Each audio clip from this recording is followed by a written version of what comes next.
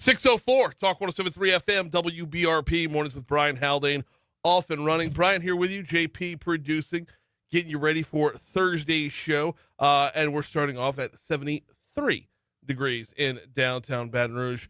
We got a lot of ground to cover today. No real theme to today's show because it's all over the place. Haggai Davis going to be in for a cup of tech gumbo presented by 180 Pros. That's coming up half an hour from right now. Janet Simmons going to bring us up to speed on everything going on at BREC.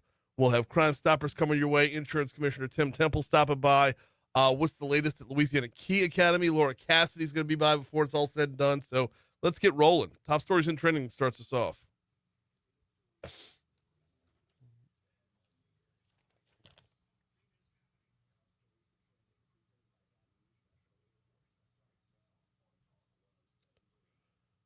Number 5. Starts us off with a sad story on the interstate right down the road from here. A Baton Rouge woman was killed in a car crash along I-10 near LaPlace earlier this week. 21-year-old Patricia Saidu, S-A-I-D-U, I hope I'm pronouncing that right, died Tuesday night around 11 p.m. when an SUV driving the wrong way on I-10 coming from Highway 51 collided with her car. According to the state police, the two cars then caught fire. The driver of the SUV was taken to the hospital with severe injuries. Saidu died at the scene. State police is investigating what caused the crash and is testing both drivers for impairment. Number 4. Testing both. One driver was going the right way on I-10. One driver wasn't. Mayor President Sid Edwards' office announced yesterday that the efforts to brighten up the city continue to move forward. Since May, get this, 407 LED street lamps have gone up in the Scotlandville area. 50 LED street lamps were added on Plank from Airline to Florida. LED upgrades have been added on Goodwood and Sherwood and Broadmoor. I can attest to that. I drive that way every single morning, and it's awesome. Up next, multiple phases of downtown lighting are going into effect to improve safety. Number 3. Metro Council voted to authorize 2 taxes for LSU and Southern University's economic development districts. Both collect a 1% sales tax and a 1% occupancy tax starting next Wednesday, October 1st. The taxes are going to the mayor president's desk for approval.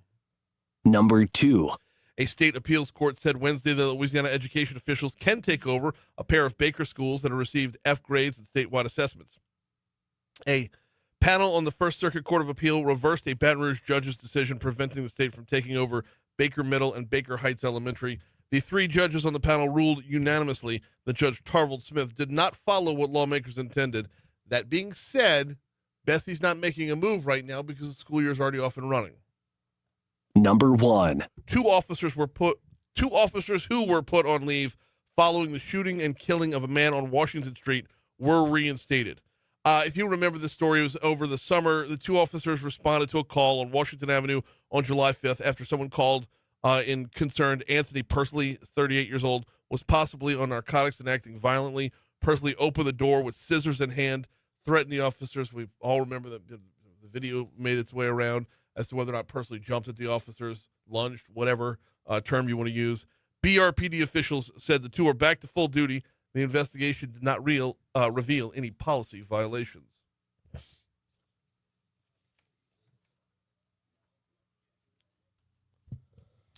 Well, 2 people, including the suspected shooter, were killed and 2 others were wounded after gunfire erupted Wednesday morning at the Dallas Immigration and Customs Enforcement Office.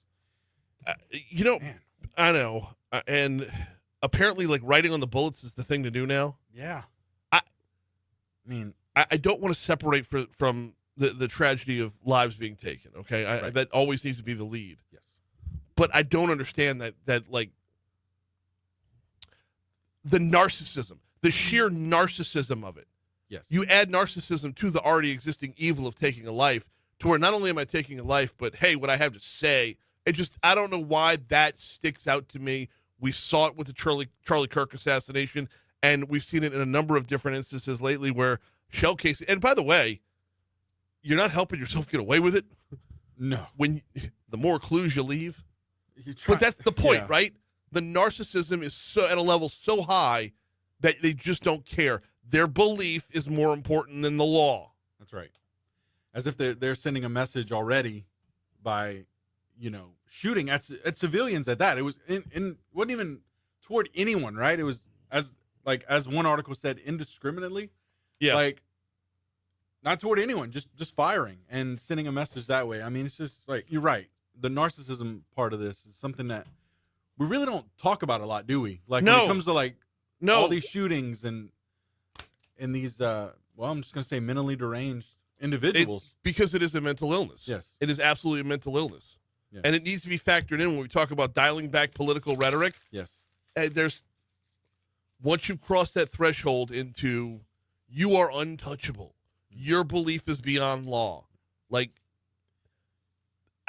they're not part of the discussion when it comes to dialing back political. Now, the dialing back political rhetoric part is for those of us that for the folks that are fueling the fire, right? We see it on the show from time to time. Yeah. People just blame the left for everything, blame the right for everything.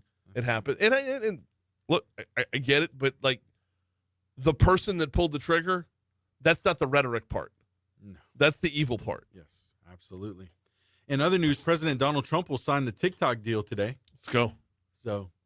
So I need to.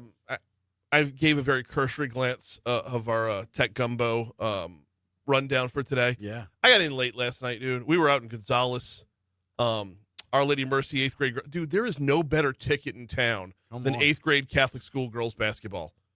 This is gonna come back around to TikTok in a minute, but like, there's no. But it was Monday night in the Nest on Marquette. It was Our Lady of Mercy at St. George, and it was a battle for the ages. I mean, we're talking like Rocky 3 level fight. Okay. Last night, St. Teresa. I'll be very blunt. I hate their gym so much. The players, the coaches, the fans, the girls, like they're awesome. Okay, they scrap, they fight, they're aggressive. They're super duper aggressive. That gym is. I mean, if claustrophobia had a waiting room, it would be that.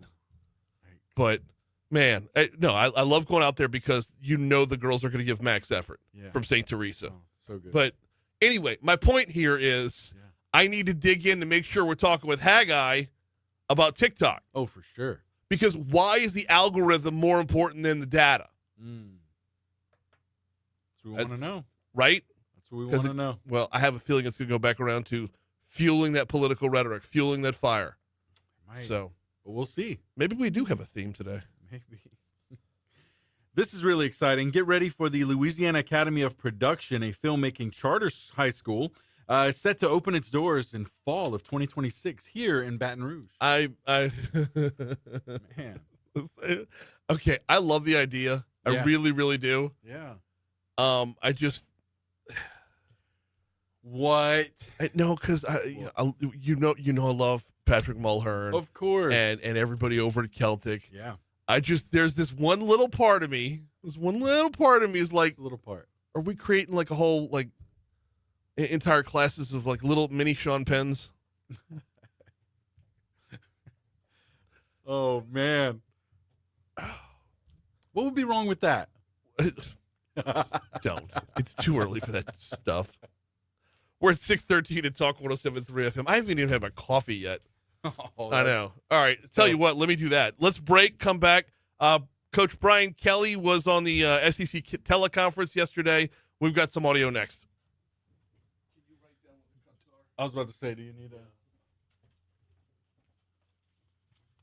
Let's see here.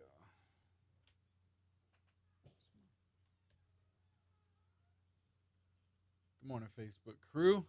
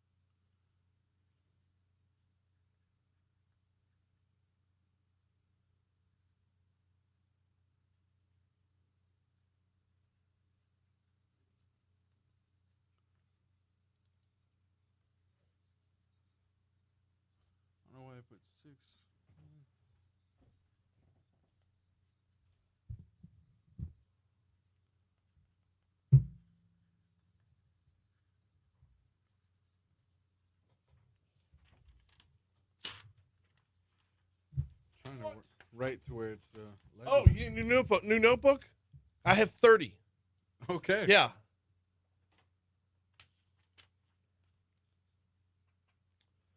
I can't fall behind on live reads today because I have to make good 3 from yesterday. I don't know what happened yesterday, but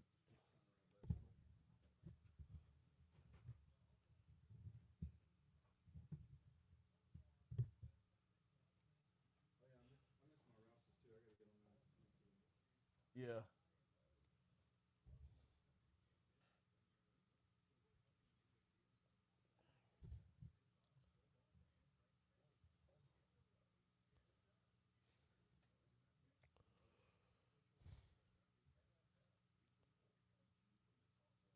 We're going to go 1, then 7, then 3.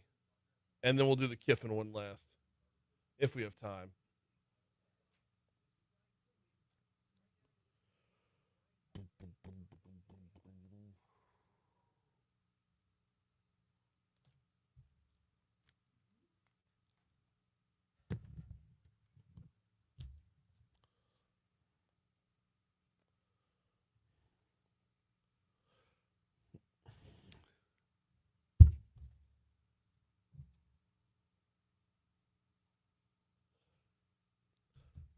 .660 Talk 107.3 FM WBRP Mornings with Brian Haldane rolling right along. It is sports time. As you know, Wednesdays during the football season means the SEC coaches teleconference. I don't think teleconference is the right word anymore because they're all like, it's not like they're all huddled on a party line from the 80s. Yeah, but anyway, we'll still call it that because that's kind of what it is. If you are LSU, well, actually throughout the conference right now, a lot of the non-conference garbage is over with, which means it's time for the grind. It's time for, until Western Kentucky pops up late in the schedule, it's nothing but SEC play for LSU, Coach Kelly commented. It's SEC time. So, the focus, the attention to detail, all those things matter during the week. Our guys are locked into that. I think we'll have 6 consecutive SEC opponents. So, this is where the separation starts to begin. So, our team is certainly excited about the challenge going on the road. Playing in the SEC is never easy. Lane does a great job in preparing his team in particular for us. And, each game that we've played since I've been here has been, right down to the last possession. So you can imagine our guys are excited. They're excited. Welcome to the SEC. Let's go play. You got Ole Miss this weekend. You've got Ole Miss, then bye week, then South Carolina, then Vandy, then Texas A&M, then bye week, then Alabama, then Arkansas, and then Western Kentucky towards the back end of November. You got nothing but SEC games all the way until November 22nd, and then things will close out for the regular season at Oklahoma. So, yeah, it is time for the grind, to be sure. One of the biggest notes of the young season thus far has been the emergence of LSU's defense and how it just seems to be just in all places at all times, but more importantly, the aggressiveness of the defense has really come to light. Coach Kelly talked about the blitz packages that Blake Baker's put in. Well, we're playing 4 new players in the back end of the defense. And these guys see the ball very well and can play man and kind of do all the things that I just mentioned to you, but it's 4 new players back there. Which means the more lockdown you could be in the defensive backfield, the more aggressive you can be on the front end. I want to stay on time. We're going to push these last 2 bites to the next segment because I do want to talk about the schedule release, and we of course have to hear from Lane Kiffin commenting on a budding new romance. We'll talk about that in our next segment. Right now, though, hey, since we are coming up on the break, let me give me a quick second to tell you about the folks over at Mathern's.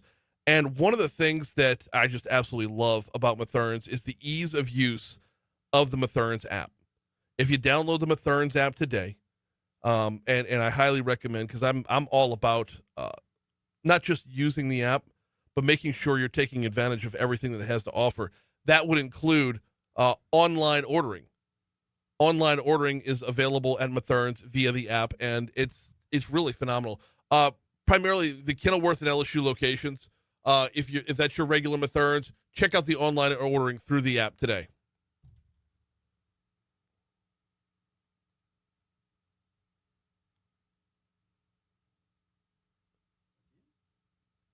Come back. Is it? It's the second time the satellite's missed. No, I'm looking right at it. You've got everything right. That's the second time the satellite's missed. just quadruple checked right. myself, but I still have it on, so maybe I'll lower it a little. No. Kill it off. Okay. We're good. We're going to move on. All right. My apologies, y'all. That's normally the Fox Business Report right there. We're going to figure out what that satellite issue is. It happened on Monday, too. Yeah. All right. Tell you what. Let's take a quick break. I'll check traffic, and then we'll dig back in right after this. Weird. Good morning, sir. Now it just hit. Does it start at 6:21 now? Did it hit like the beginning of the report, or did it pick up midway through? It's in the beginning part. With what? Look.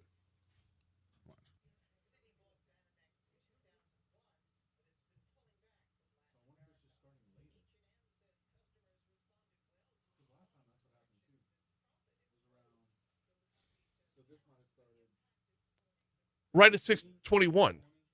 It was 6.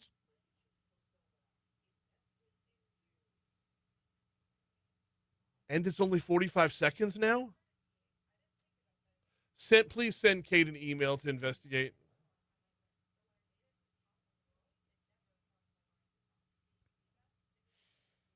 Good morning. How are you?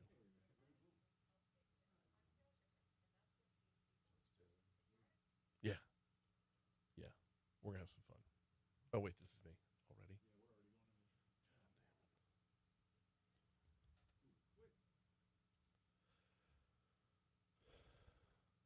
I'm not ready yet. I need that whole Fox Business Report to give me some time. My word, man. All right, let's head on back to the Talk 107.3 Traffic Center, see what we've got going on to start off this fine morning. Actually, I-12 westbound, looking really good right now. You've got your normal volume back by Denham Springs, but it lightens up before you hit O'Neill and continues to be light all the way through the 10-12 merge. 10 westbound coming in from Ascension Parish looks great, as does 10 eastbound coming in from West Baton Rouge. Both bridges are wide open, so is I-110.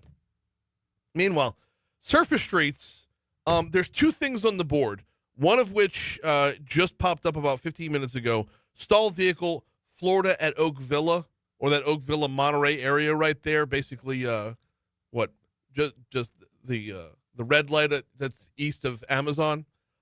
There's a stalled vehicle, Florida at Oak Villa right there. There's something else on the board that I don't know if it's still out there or not, but you might want to be on the lookout for it anyway, because it happened more than an hour ago. But it was an accident with injuries, and it's Lee at Etta Street. So if your normal morning commute takes you up Lee, that might still be lingering up there. I only bring it up because, well, number one, it's on the board, so I'm going to tell you about it. But number two, when it says accident with injuries, it might take a little bit longer for them to, make sure everything's back up and running. So that's really good traffic from the Talk 107.3 Traffic Center.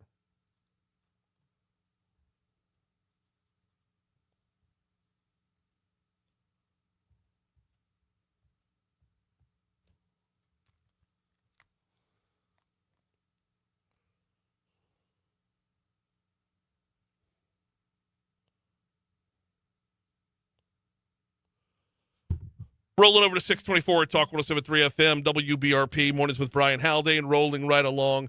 I want to dive back into the coaches' teleconference from yesterday and a couple of things that Brian Kelly was talking about.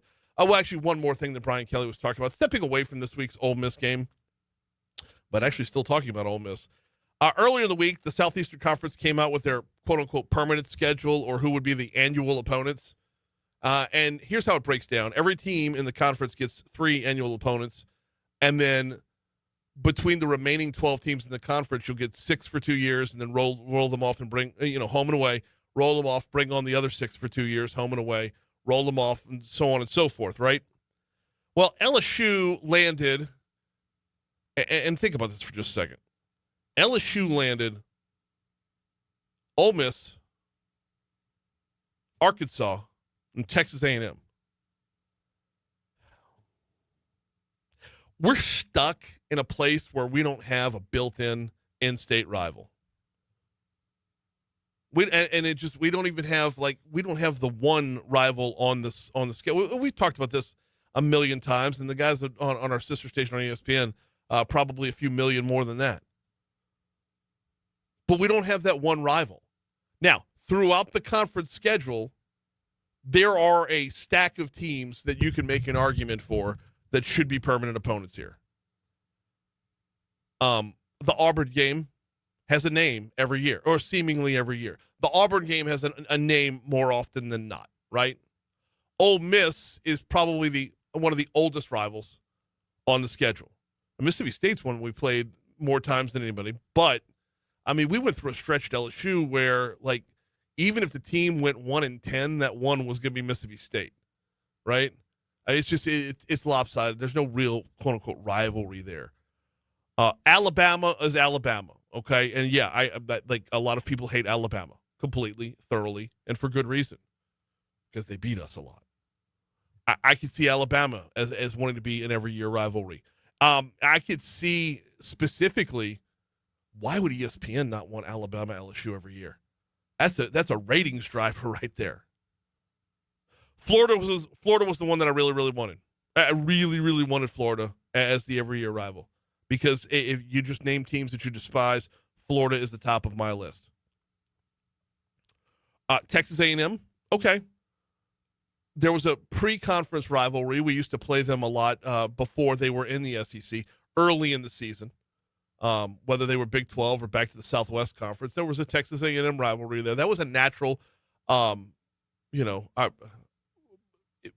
it was built organically. Let's just put it that way. Arkansas was not. Arkansas was a forced rivalry. You've got that 50,000-pound trophy for a game that for all, how many years ran on Black Friday, and I never bought in on that. I understood what they were trying to do. I never bought in on it because it was not organic. It did not evolve organically. So when you take all of them out there, who do you narrow it down to?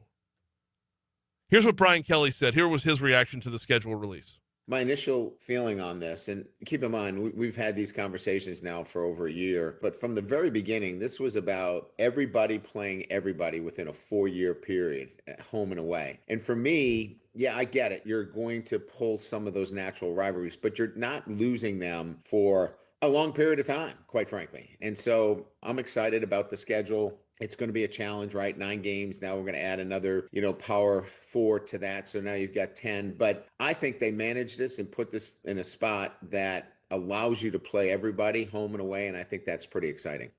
I think that's Brian Kelly's way of being political and saying there was no way they were going to get it right. It's just physically impossible to have balance within the conference and to celebrate everything that is the conference. That's what makes the SEC so great, is there are no right answers.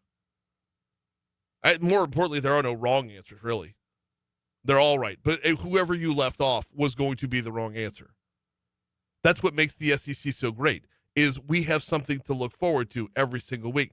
Now, I will say this. I don't like that equivocation on Brian Kelly's part to say, hey, it's not going away. We're just not playing it every year.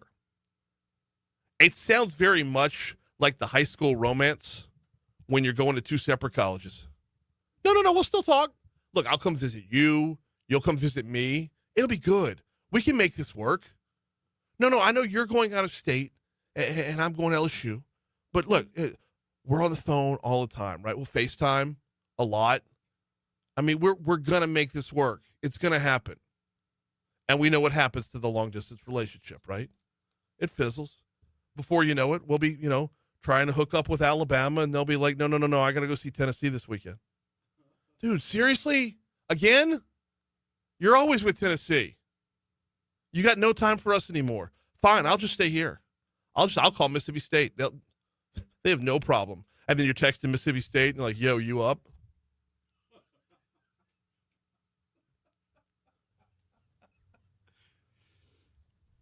Then, before you know it, you and Alabama, you lose that connection. You might see him when you come back home for the holidays, and it's like, hey, it's awkward. You look good. Yeah, you too. So, how are classes? All right. We're good. All right. Well, look, I got to catch up with some people. You look good. We should stay in touch. 6:30 at Talk 107.3 FM, WBRP. We got a break for news, traffic, weather. We come back. Got a cup of tech gumbo coming your way right after this. Hey, while I got a quick second, let's move from college football to high school football. Ken Trahan's original high school football report coming your way. Fridays, 6 till 11, right here on Talk 107.3, presented locally by Dr. Pepper and the Harold Perkins Jr. Tuition Program. And you kept a straight face that whole bit. Do what? You kept a straight face the whole bit. I did. You up?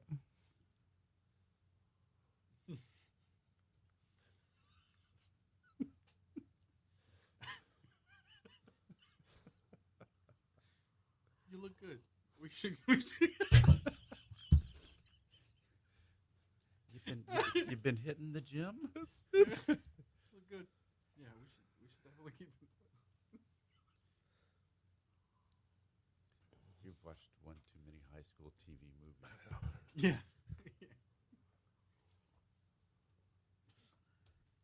Either that or you're raising All daughters right. in high school. Now, full disclosure, I didn't prep that. Really? Really. I'm thinking What? you've been saving that for a week. No, No I way. was planning on. My thing was much more sophomoric. I was planning on talking about Blake Baker's defense being so aggressive that they're sacking everyone, including the opposing coach's daughter. Oh man. Because the soundbite we did use was Lane Kiffin talking about Whit Weeks and his daughter. Ooh. Yeah. No, I did not plan that. That was stream of consciousness. That was a great riff. Thank you.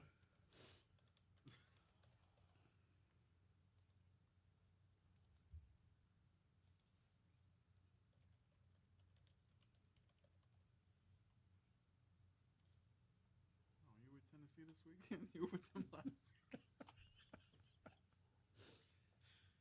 Oh,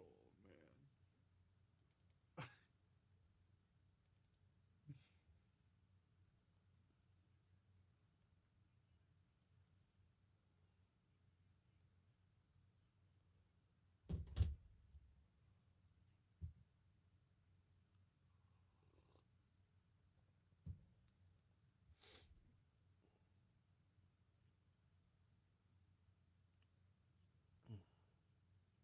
So you want to talk TikTok, huh? If we can. You want to talk with the Pope too? I don't know. Hang on. Because I really Oh, good morning, Christy. Welcome in, sweetheart. I liked the Pope's stance.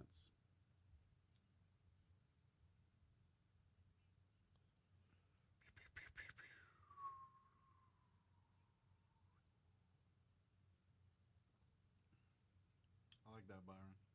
What? I think Haggai needs a title, something like the Digital Don or the Guru of Gigabytes. Guru of gigabytes. Yes, because Rocco is the minister of meat and the reverend of roast beef, Yeah, okay. Guru of Gigabytes. That's good. Wait, why am I not seeing pastor of Po' Boys. Is he on YouTube instead of Facebook now? Oh, no, it's Facebook. Yeah, Troy also says, can we start a list of possible pet names? And I guess that's where he kind of... And then Kimberly just commented as well. Unless it's lagging on one side or the other. It might be a delay on that side. Because Kimberly's comment just popped up. Oh, there they are.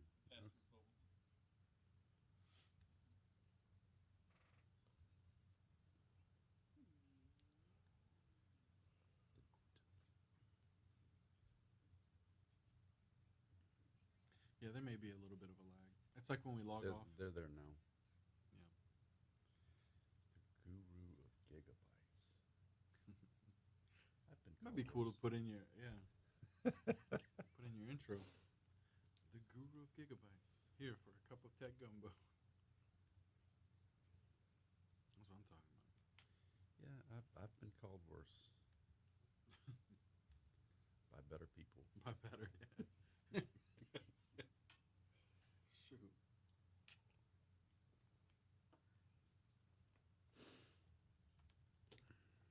So yeah, what I dug in on, we didn't get home till almost 10 last night, and I read about the iOS 26 stuff, and We talked about that last. yeah, I didn't get all the way down to who wants to do this. Somebody brought it to him, and he said, I'm not going to be an AI pope. I care about people's souls, and AI has no soul. Yeah.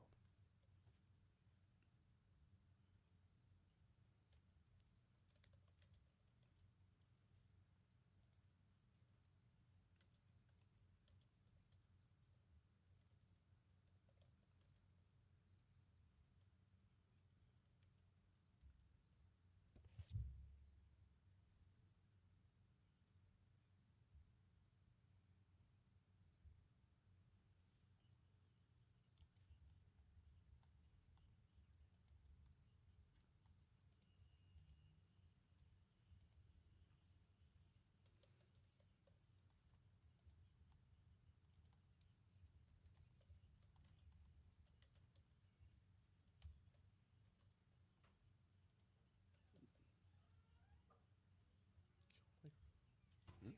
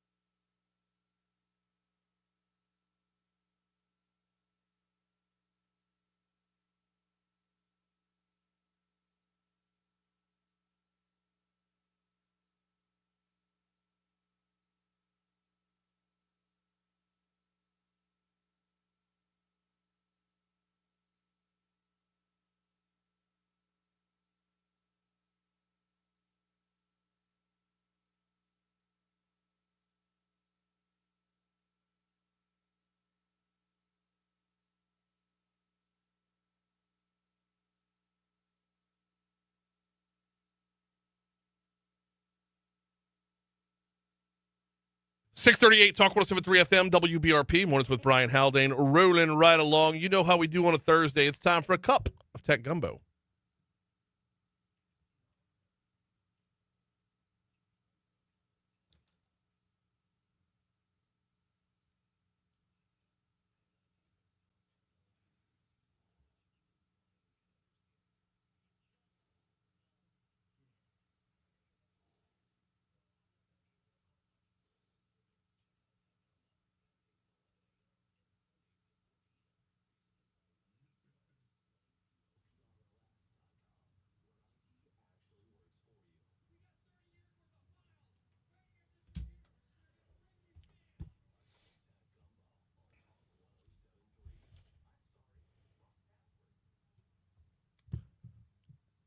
Time to welcome in Haggai Davis. How are you, man? I'm great, Brian. We've got a ton to talk about this morning. Oh, and TikTok wasn't even, I don't even know if it was on your radar until it popped up in the news this morning. No, we talked about it. Okay. We Good. did a little bit on the. Can we start with TikTok since it is the Sure. headline of the day? Sure. Donald Trump is going to sign the deal, but that's not the end of the whole discussion. And apparently there's a lot more emphasis being put on the algorithm than who controls the algorithm versus who controls the data. So the algorithm is the secret sauce. It's the most important thing that TikTok has going for it. Yep. And so Oracle is going to be the lead technology partner that's going to be running the TikTok US. And there's some private equity firms that are going to be helping to put up the money and other things like that. ByteDance. Stop. Oracle. Yes. So Larry Ellison is going to get richer. Yes. So we can lose more quarterbacks to Michigan. Yes. Okay, go ahead. That guy. So ByteDance is going to lease the algorithm to TikTok USA, not sell, not give. ByteDance will still own and control the algorithm. Now, all of the information will reside in the U.S., will stay in the U.S. Again, China bad, California good. So all of the servers will live in California, and there is some discrepancy. All these details haven't been completely worked out, whether or not you're going to have to download a whole new app, or whether now your app will just roll over to the U.S. servers instead of the servers based out of China. Mm-hmm. You're still going to see all the same videos and all the content that you've been watching before. You'll still have that same opportunities. It's just going to be everything is controlled in the U.S. The interesting thing is, what happens if the EU says, hey, we'd rather be on the U.S. servers than on the China servers? Or if Australia says, hey, we like that U.S. thing, or Canada, or anybody else, is China going to say, no, we're geofencing the U.S. and only the U.S. gets to play over there? And what happens if you're in the U.S. on your U.S., but you take a trip to to some other country, and you want to pull out your TikTok? Does the U.S. app follow you, or now are you on the other TikTok? These are all the details that are still being worked out in the back rooms. The viral nature of TikTok is one of the more appealing things about TikTok. The fact that you can go viral worldwide so quickly is one of the more appealing things. With this new separation, is that going to limit your virality? Well, that's a great question, because those are some of the details that nobody knows yet. Right. Because when you post a video here in the U.S., does it also get sent over to China for the rest of the world to see, or is it only going to be a U.S. video? Right. Those details have not been released. But it doesn't sound like that you're going to be able to do that, because all of your user data is, and see, and that's just it. It's about your user data in the videos you're seeing, not the videos you're posting. So I have a follow-up question about the data. A completely follow-up question is because we're all talking about the algorithm, but nobody's talking about the data. Like, to me, the data is the more important part. And that's why it's all going to live on Oracle servers and not ByteDance in China Okay, servers. so China isn't controlling our data on the back end. No, okay. Not at all. Now, so China will have a seat on the board. There's going to be a whole brand new board for TikTok USA. Mm-hmm. There'll be a 7-member board. China does get one seat on that board. The Chinese representative will not be a part of the security committee. And so anytime they talk about security on the TikTok, that board member has to leave the room, because that one board member might be able to know what Brian Haldane is looking at and send that information back to China. Okay. Can you sense I'll tell you right now, I'm looking at people grilling steaks. That's half of my TikTok. Is a rare to medium rare ribeye. I don't know. That's what TikTok keeps giving me, and I love it every time. Nice. Ooh, that looks good. Yeah. That looks good. Mm. Yeah. I could do but a everything ribeye. else that's on my TikTok is funny, in some way, shape, or form. Like, it's very, very well. I should redirect. I got a lot of Charlie Kirk stuff the last couple weeks, which natural. Everybody did. Yeah, I'm sure. Not being a TikTok person, I'm sure you did. But I mean, that was just the natural flow of occurrences and whatnot. I have a concern. I have a greater concern with who controls the algorithm than who controls the data. Because when looking to sway political conversation, what is being fed to me is more important than what how many times I've liked a stand-up comedian. So the way this is being presented so far, and I've read through the Wall Street Journal, the New York Times, the Google's tech page, everybody's that I can read about what's happening with this, the algorithm's not going to change. Nothing is changing except for the fact that there's going to be 2 separate copies of the algorithms. One is going to live in China on ByteDance's servers, and then there's going to be the algorithm that lives on the Oracle servers in the U.S. But it's the same algorithm. I know the answer to the question before I ask it. The answer is China bad, Silicon Valley good. Correct. If the algorithm's exactly the same, then what the hell's the point? Because when important people like elected officials and those appointed to high positions in the Pentagon get on TikTok and they can build profiles and send those profiles of those people back to China, that's bad. Speaking of the elected officials and the appointed officials at the Pentagon and wherever else throughout the bureaucracy, and in state governments and all those kind of things too. What access will they have to the algorithm? Because this is where we start to get to the scary part, Haggai, because the algorithm controls what we're fed. And if the government has any say over that at all, then we're getting to very, very deep Orwellian territory. The U.S. government will, as of now, in the early reportings, will have a seat on the board. Mm-hmm. They will get to appoint one member to the board. So the U.S. government is not going to have access to the data, per se, but there is U.S. control of what happens with TikTok in the U.S. Don't like it. I'm not a fan. Yeah. And it's weird. I have no problem with a foreign government controlling what I get to see on my TikTok because I'm not subject to a foreign government. Also, for 5 years, they were good stewards of it to begin with. So I know I'm in a weird spot there. I'm probably on an island with that one, but hey, I know it. We looked at half a decade's worth of who are you going to believe, me or your lying eyes? Well, I tend to believe my lying eyes because I know what was on my phone. He's Haggai Davis. We do a cup of tech gumbo this time every single week. We will continue next. Quick break for traffic and your money now. We're back on the other side.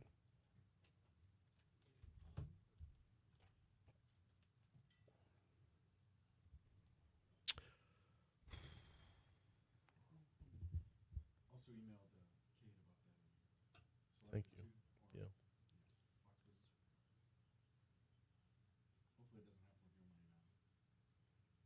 Oh, I'm gonna go ask if Scott and Condon saw who that was.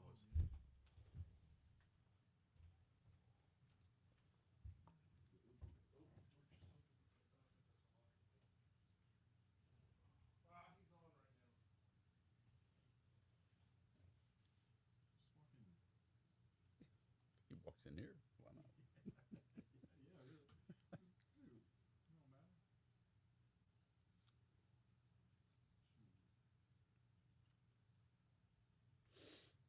How you been? Doing all right. Yeah. Shoot. Making it happen. Love it. Heck yeah.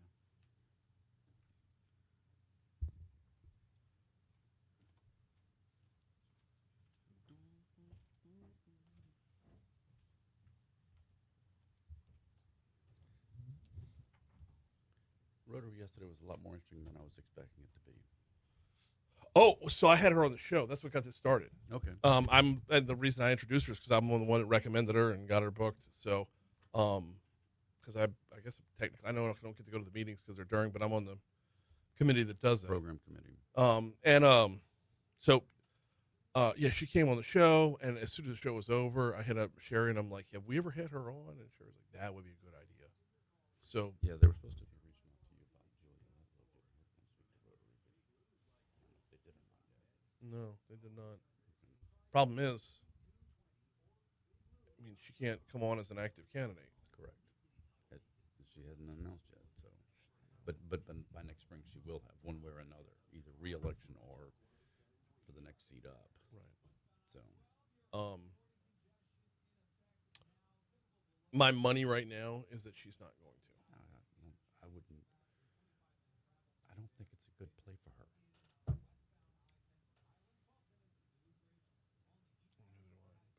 I mean, Cassidy's still the incumbent, and it's tough to beat an incumbent, even with all the shenanigans from wherever. The people who don't like Bill Cassidy, I don't think they realize that they're loud but small. Mm-hmm. That their numbers are not as widespread as they think. Plus, got a collection.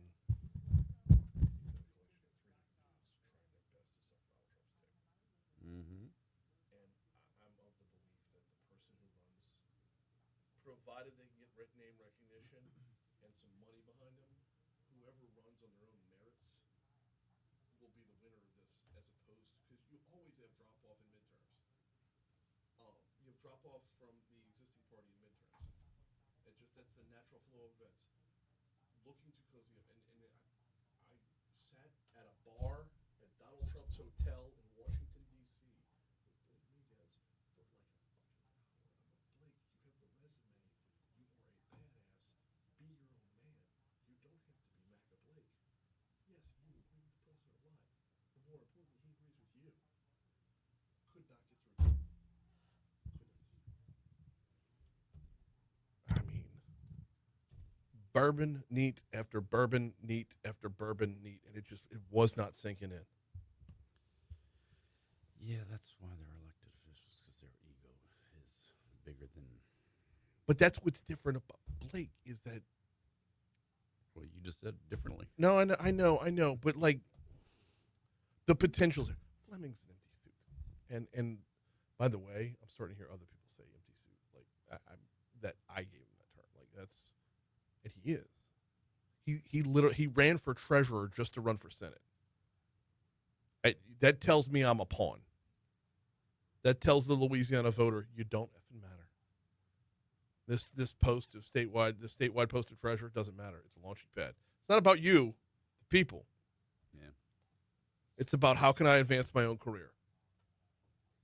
That will never sit well with me. Oh, I agree. I'm not. At this point, there's no reason not to vote for Cassidy. Julie would be a viable candidate. But because she is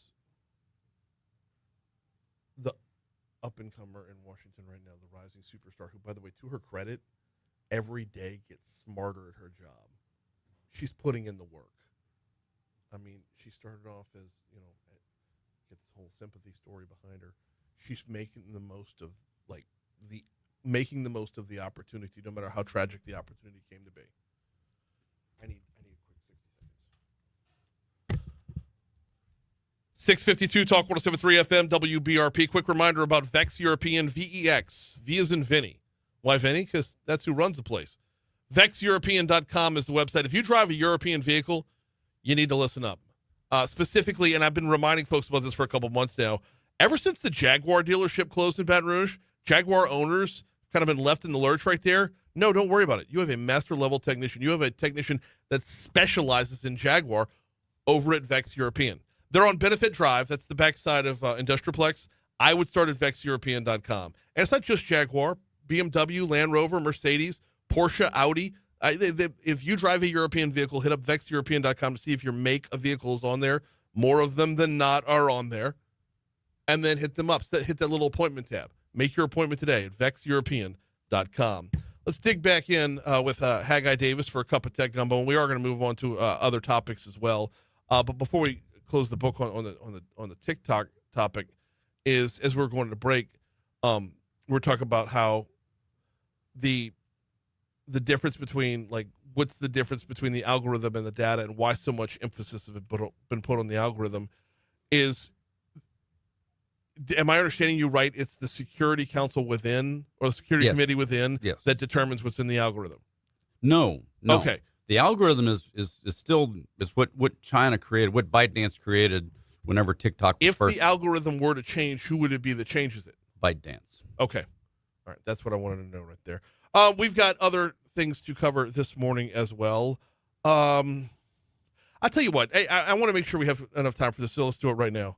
What's the likelihood that we see an AI Pope? None. Good. Pope Leo has come out and said, because someone in the Vatican brought him a proposal. Hey, we'd like to create an AI Pope for when you can't be there. And he hated the idea. And I love Pope Leo for that. Yeah.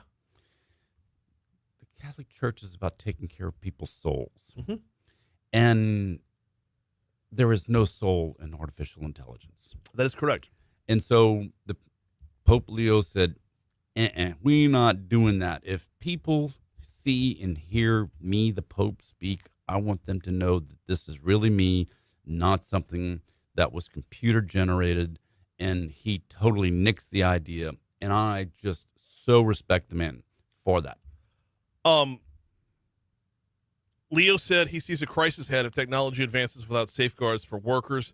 Human dignity, he emphasizes, closely tied to the ability to earn a living and contribute through meaningful labor. Is this kind of a blowback against AI overall and not just the Pope AI? So over the past year, the Catholic Church has been really good about releasing their stance, and they're not opposed to artificial intelligence. Mm-hmm. They're not opposed to technology. Remember, Pope Leo was a math major in the U.S. Yeah. So, I mean, he understands the technology. He's not saying don't use AI. What he's saying is be careful of going too far. We need some safeguards with AI. The same thing everyone has been saying for a long time now.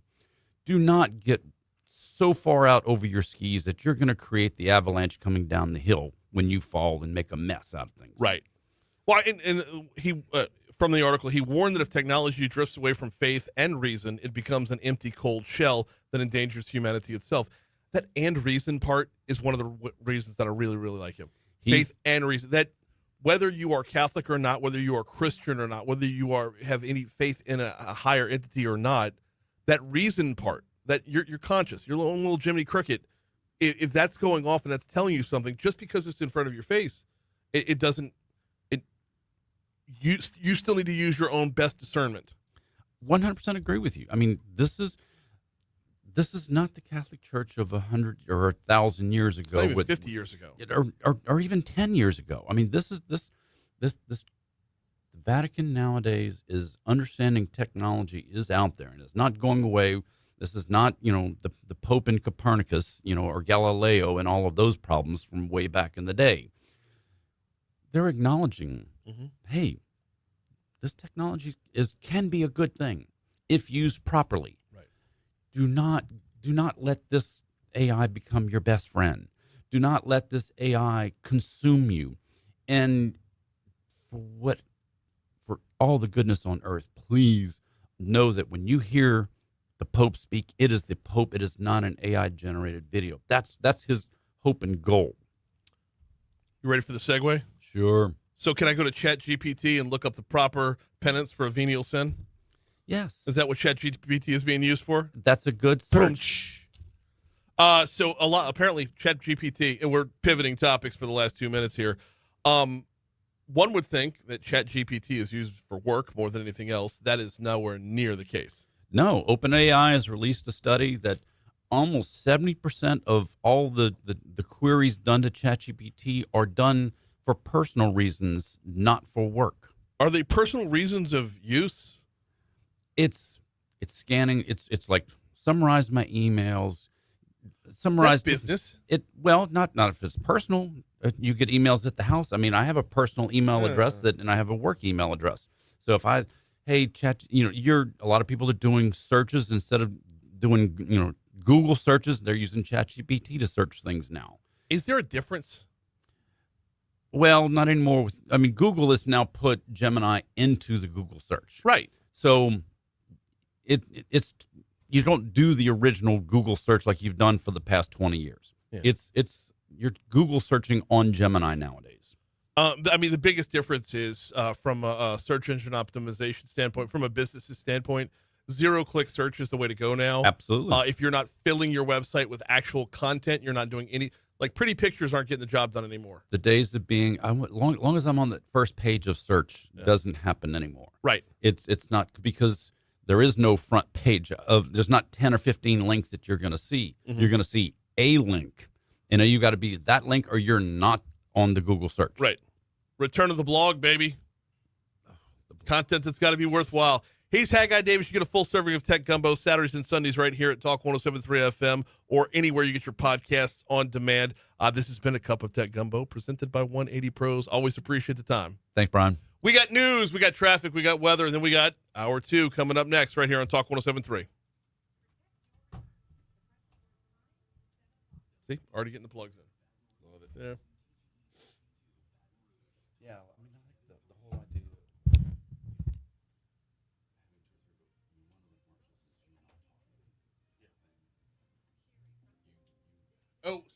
So I'm gonna hit a couple specs for Taylor to bring back to y'all before, because y'all meeting again on October 1st. Next Wednesday. Yeah. One of the ones I want to do is like a phone call to IT, because with the notes that Taylor shared with me, there's a lot of like, y'all step away from the scripted. We're very sorry you're experiencing this bullshit. Like, I want to do that, like, because that shit is so frustrating. Mm-hmm. It's like you could stuff your sorries in a sack, Mister. That's just. I haven't worked it all out in my head yet, but Well, so we're not afraid to say, "I'm sorry, we were wrong, or that was wrong. Let's fix it now." yeah, That kind of thing. But I mean, the hollow. Oh, I'm so sorry you're experiencing it's this. it's welcome to Costco. I love you. Yeah, that's what that one drives me crazy. So, but I did remind him. I did tell him that you're the only time you need the 360 is It's an in adult contest. It has nothing to do with business, but it's an earworm. Yeah, and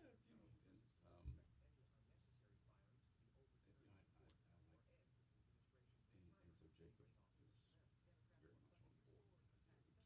We just got to make sure the numbers come in the right way. He didn't throw too much at y'all, huh? We didn't even get into it. Okay. Because it was. This was not. It's not. We got money to spend. It's this. If we get one company that says, "Hey, good job.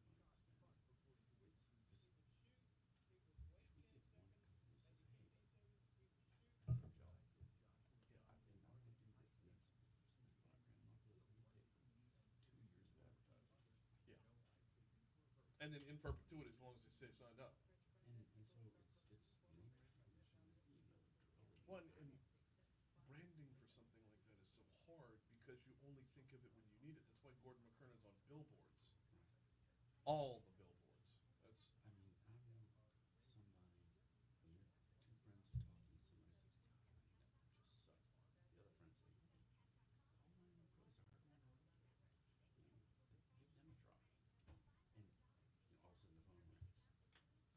And all of a sudden the phone rings. We had a phone call yesterday. I have no idea how they heard about us.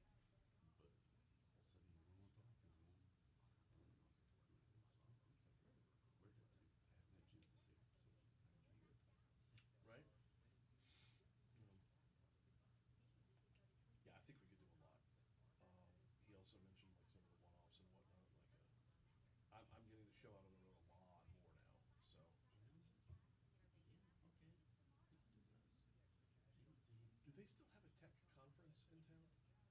Remember Tech X? Yeah. It was shit, but it was here. I think it's in the tour. I don't have a date. Everybody would go for like the trade show on the beginning end, and then like they'd all bail. I don't want to sit here and hear somebody else talk about the same shit I know, and I can. Right, on like a as translated once you've put it through that sieve.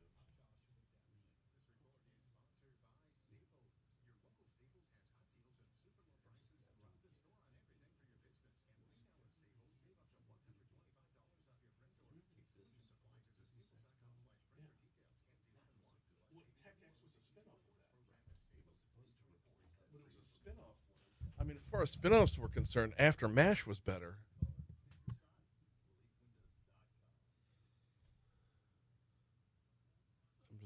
I'm too tired to be like. I sorry. You're still Alabama wanting to go. I know. 14 for Abby last night. 14 points. I saw that 3-pointer she shot. That was on Monday night. She had 3 3-pointers last night out at St. Teresa, but she was not the star of the show. Abby had 14. Audrey Dalmo had 14. Juliana Sanchez was the star of the show with this little nugget. Watch this shit. Where's Steven? There we go. Go big. How can I make this big? Oh, you know what? Catherine put it up on Facebook.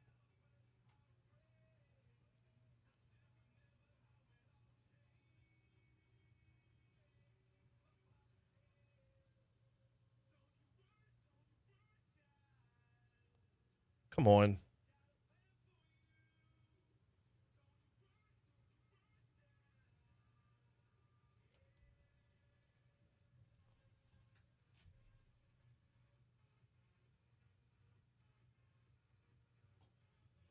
3/4 court shot to end the half. 18-15, we win at half.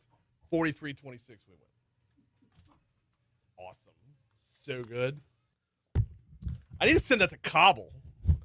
7:05, Talk 107.3 FM, WBRP, Mornings with Brian Haldane, rolling right along. Hour 2 coming your way right now, starting off the second hour, same way we did the first, 73 degrees in downtown Baton Rouge. Brian here with you, JP producing. Thanks again to Haggai Davis for a cup of tech gumbo. Good stuff right there. Topical with the TikTok stuff and the Chat GPT and, no AI Pope. I'm all about no AI Pope. We got open AI, not Pope and AI. No, I'm just going to go home. That was terrible. My apologies. Hey, busy hour this hour. Janet Simmons from BREC will be in our next segment. And also this hour, Crimestoppers. The folks from iCare stopped by for Crimestoppers today. All that's coming up later on. Right now, we go with top stories and trending.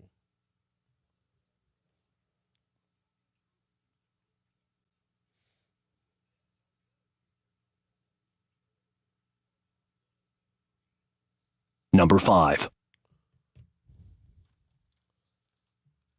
Sorry, getting all my tech gumbo stuff, and I lost my top stories. Here we go.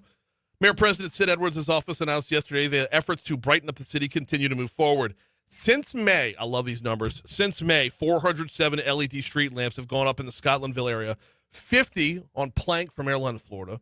LED upgrades, and I don't have numbers on these, have been added on Goodwood in both Sherwood and Broadmoor, and I can attest to that because that's my commute in the morning, and it is awesome. Up next, multiple phases downtown to improve safety, including the underside of I-110, as I understand it. Number 4.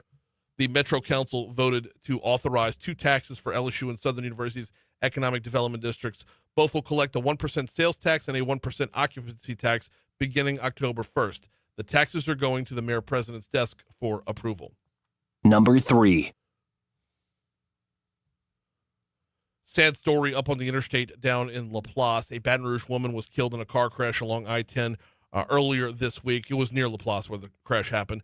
21-year-old Patricia Saidu, S-A-I-D-U, I hope I'm pronouncing that right, died Tuesday night around 11 p.m. when an SUV driving the wrong way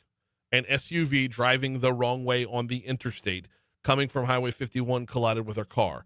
According to state police, the 2 cars then caught fire. The driver of the SUV was taken to the hospital with severe injuries.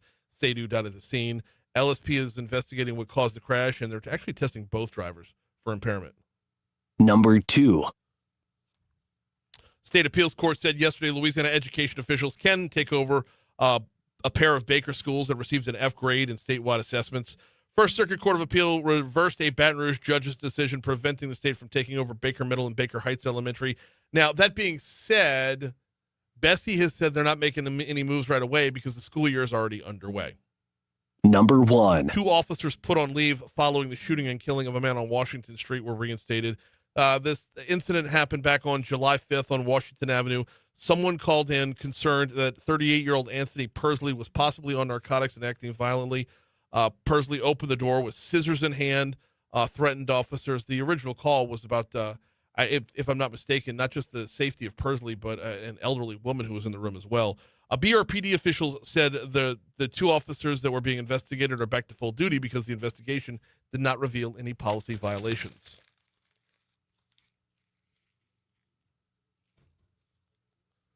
What you got, JP? Well, 2 people, including the suspected shooter, were killed and 2 others were wounded after gunfire erupted Wednesday morning at the Dallas Immigration and Customs Enforcement Office.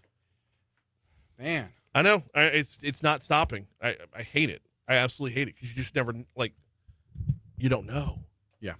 And the writing of the messages on bullets and whatnot, yeah. Or shell casings. FBI Director Kash Patel posted a photo on social media showing of what appeared to be a rifle round with the words anti-ice scrawled on it. So, he's anti-ice. Right. But no ICE agents were harmed. It was actually the detainees that were harmed. Right.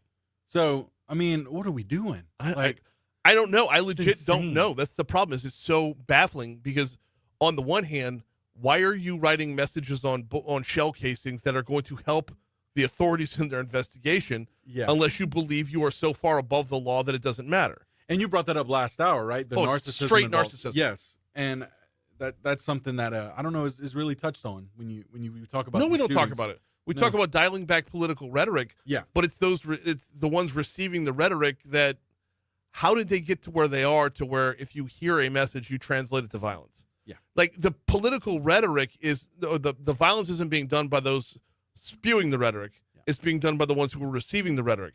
And how did you get yourself to a point where you could be manipulated like that? Yes. Like, personal accountability doesn't factor into this equation at all. And you're not even harming the people that you're targeting. Right. So what is your cause? Well, because I mean, Charlie Kirk's assassin did. right. But but this guy yeah. in particular, Yeah. I mean, okay, so you're anti-ICE. You didn't hurt any ICE agents. You hurt the detainees. Right. Like, what message are you trying to send? Right. You know what I mean? Man. And less political news. Well, not really. President Oh, Donald it's very Trump will political. sign the TikTok deal today. Covered a So- lot of this. Yeah, covered a lot of this with Haggai in the last segment. So I'm happy, at Yeah. least in the short term. Because For sure. I'm a complete TikTok addict. Yeah. I will scroll TikTok like there's a finish line. Like and through all the consternation of the last few years of TikTok's going to go away, China bad, Yeah. through all that, like, TikTok has just remained this quiet outlet that at no point in time has been pushing any kind of like animosity. It has not been, at least not part of my feed. Right. I realize that's anecdotal. I realize I'm a sample size of one. But it really got to the point of where, when it comes to all the back and forth about it, it was, who are you going to believe, me or your lying eyes? Well, I'll believe my lying eyes. Thank you very much. Yeah. In other news, get ready for the Louisiana Academy of Production, a filmmaking charter high school set to open its doors in the fall of 2026 right here in Baton Rouge. I love it. I love Heck yeah, almost this- everything about it. Almost. Yeah, It's exciting. I know. But, like, exciting. is the Academy of Production going to be, and I already know the answer to this question, Mhm. is it going to be more on, like, the graphics end, the digital end? Are we teaching kids special effects? Do we have the next... Screenwriting. We're Right. looking Well, at- yeah. things Or like is that. it just an entire school full of theater kids? Yeah. That's just really overinflated versions of our town. I don't need it. The rest of it I do, though. It actually is. It's going to be an amazing thing. Pretty cool. Looking forward to it greatly. We are at 712 at Talk 107.3 FM. Before we take our break, let me remind you about the folks over at Neurojust, Neurojust, neurojust.com. Who needs Neurojust? Anyone who's been battling with anxiety and depression. We had Tracy in here. It was yesterday. We had Tracy in here telling her story about how she came across Neurojust and the difference it's made in her life. And to hear her personal testimony. She has been battling with anxiety since 14 years old. And the death of her daughter really pushed her over the edge to a level of mental and emotional paralysis. Traditional therapy was not getting it done. The prescription drug route was not for her. She stumbled across Neurojust and took on she took on the TMS therapy, the transcranial magnetic stimulation, which is FDA approved, no side effects, non-invasive treatment for depression. She went through 36 treatments, comes out the other side, able to assess life, manage life, continue living her life, a place that she wasn't in before she found them. So if you find that you are traditional treatment resistant when it comes to your anxiety and depression, look up neurojust.com. Quick break, coming back. We get a BREC update next. Good morning. Come on in.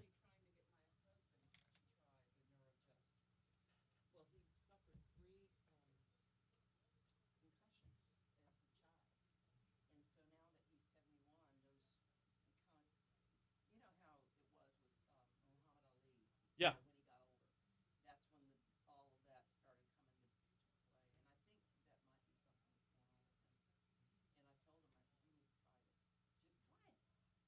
Yeah.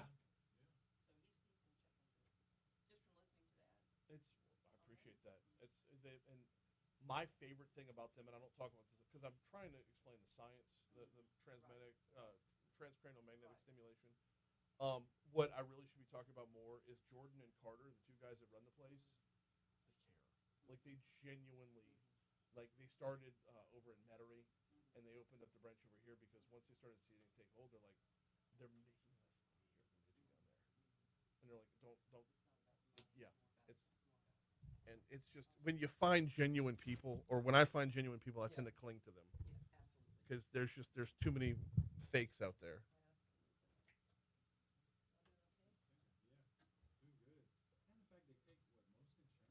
All they find a way to take the insurance.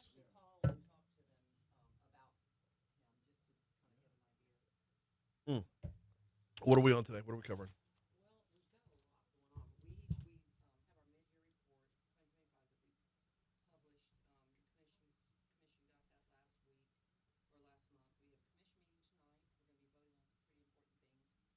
Anything we can talk about in there?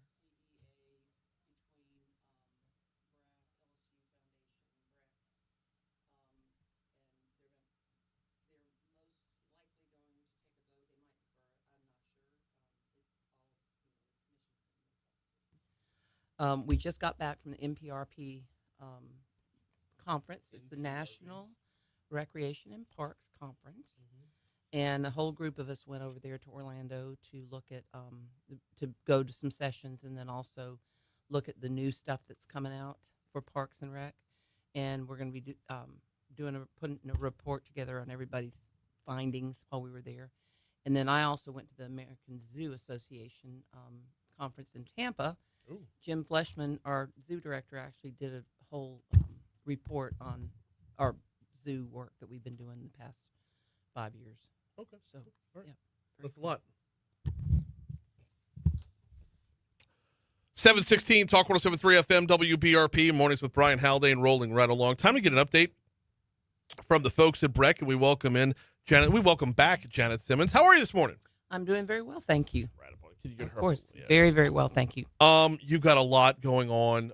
You're still in that information accumulation phase. I am. We're now 3.5 months in, and I've learned a whole lot. It's amazing how much information there is there, and just learned a whole lot about how to operate a enormous program that includes so many different levels of recreation.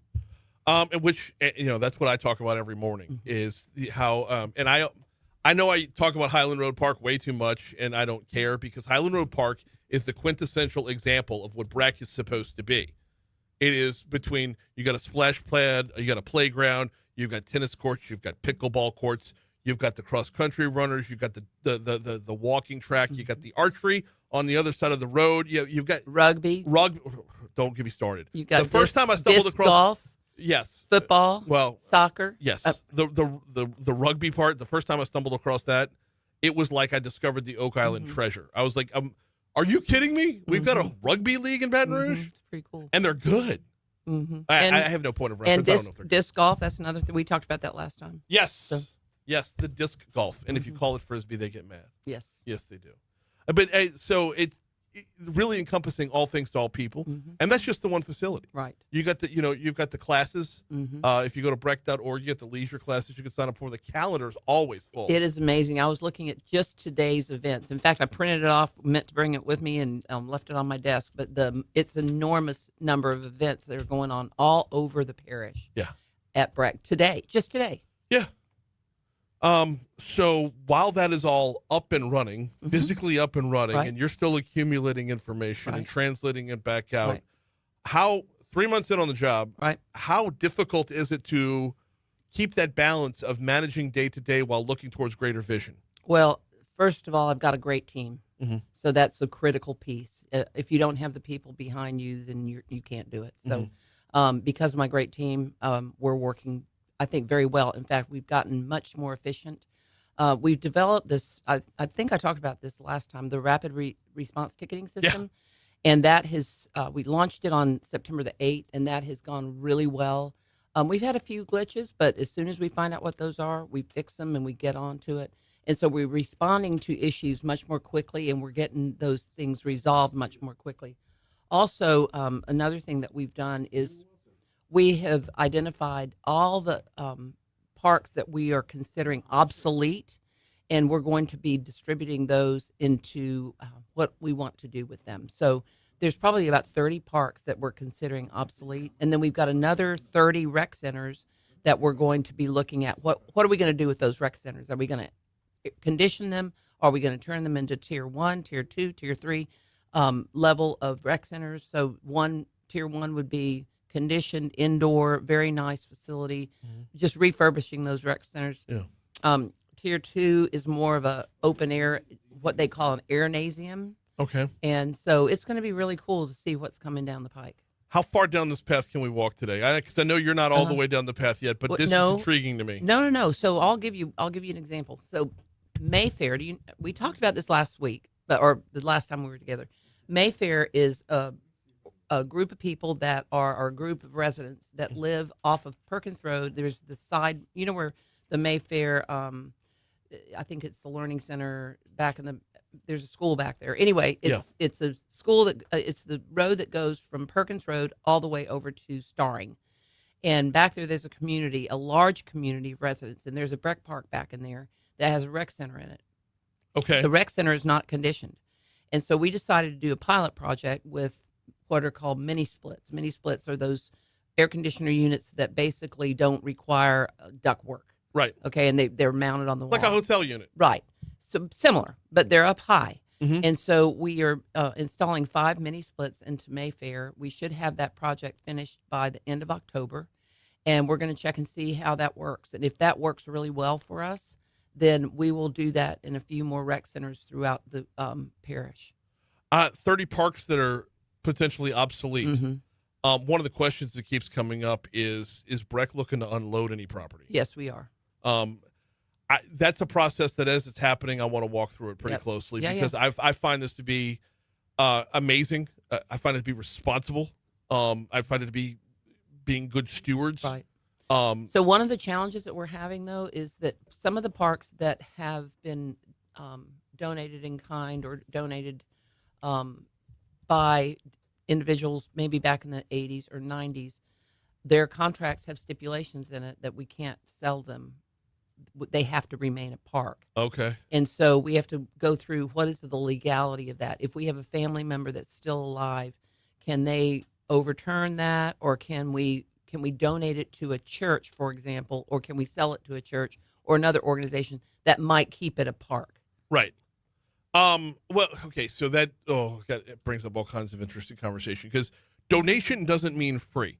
There's still upkeep and maintenance, and there's Correct. still liability from an insurance perspective. And if you've got that on a place that nobody uses, then you're just holding on to, red ink. Right. So we're looking at that really, really closely. That's the area that we focused on.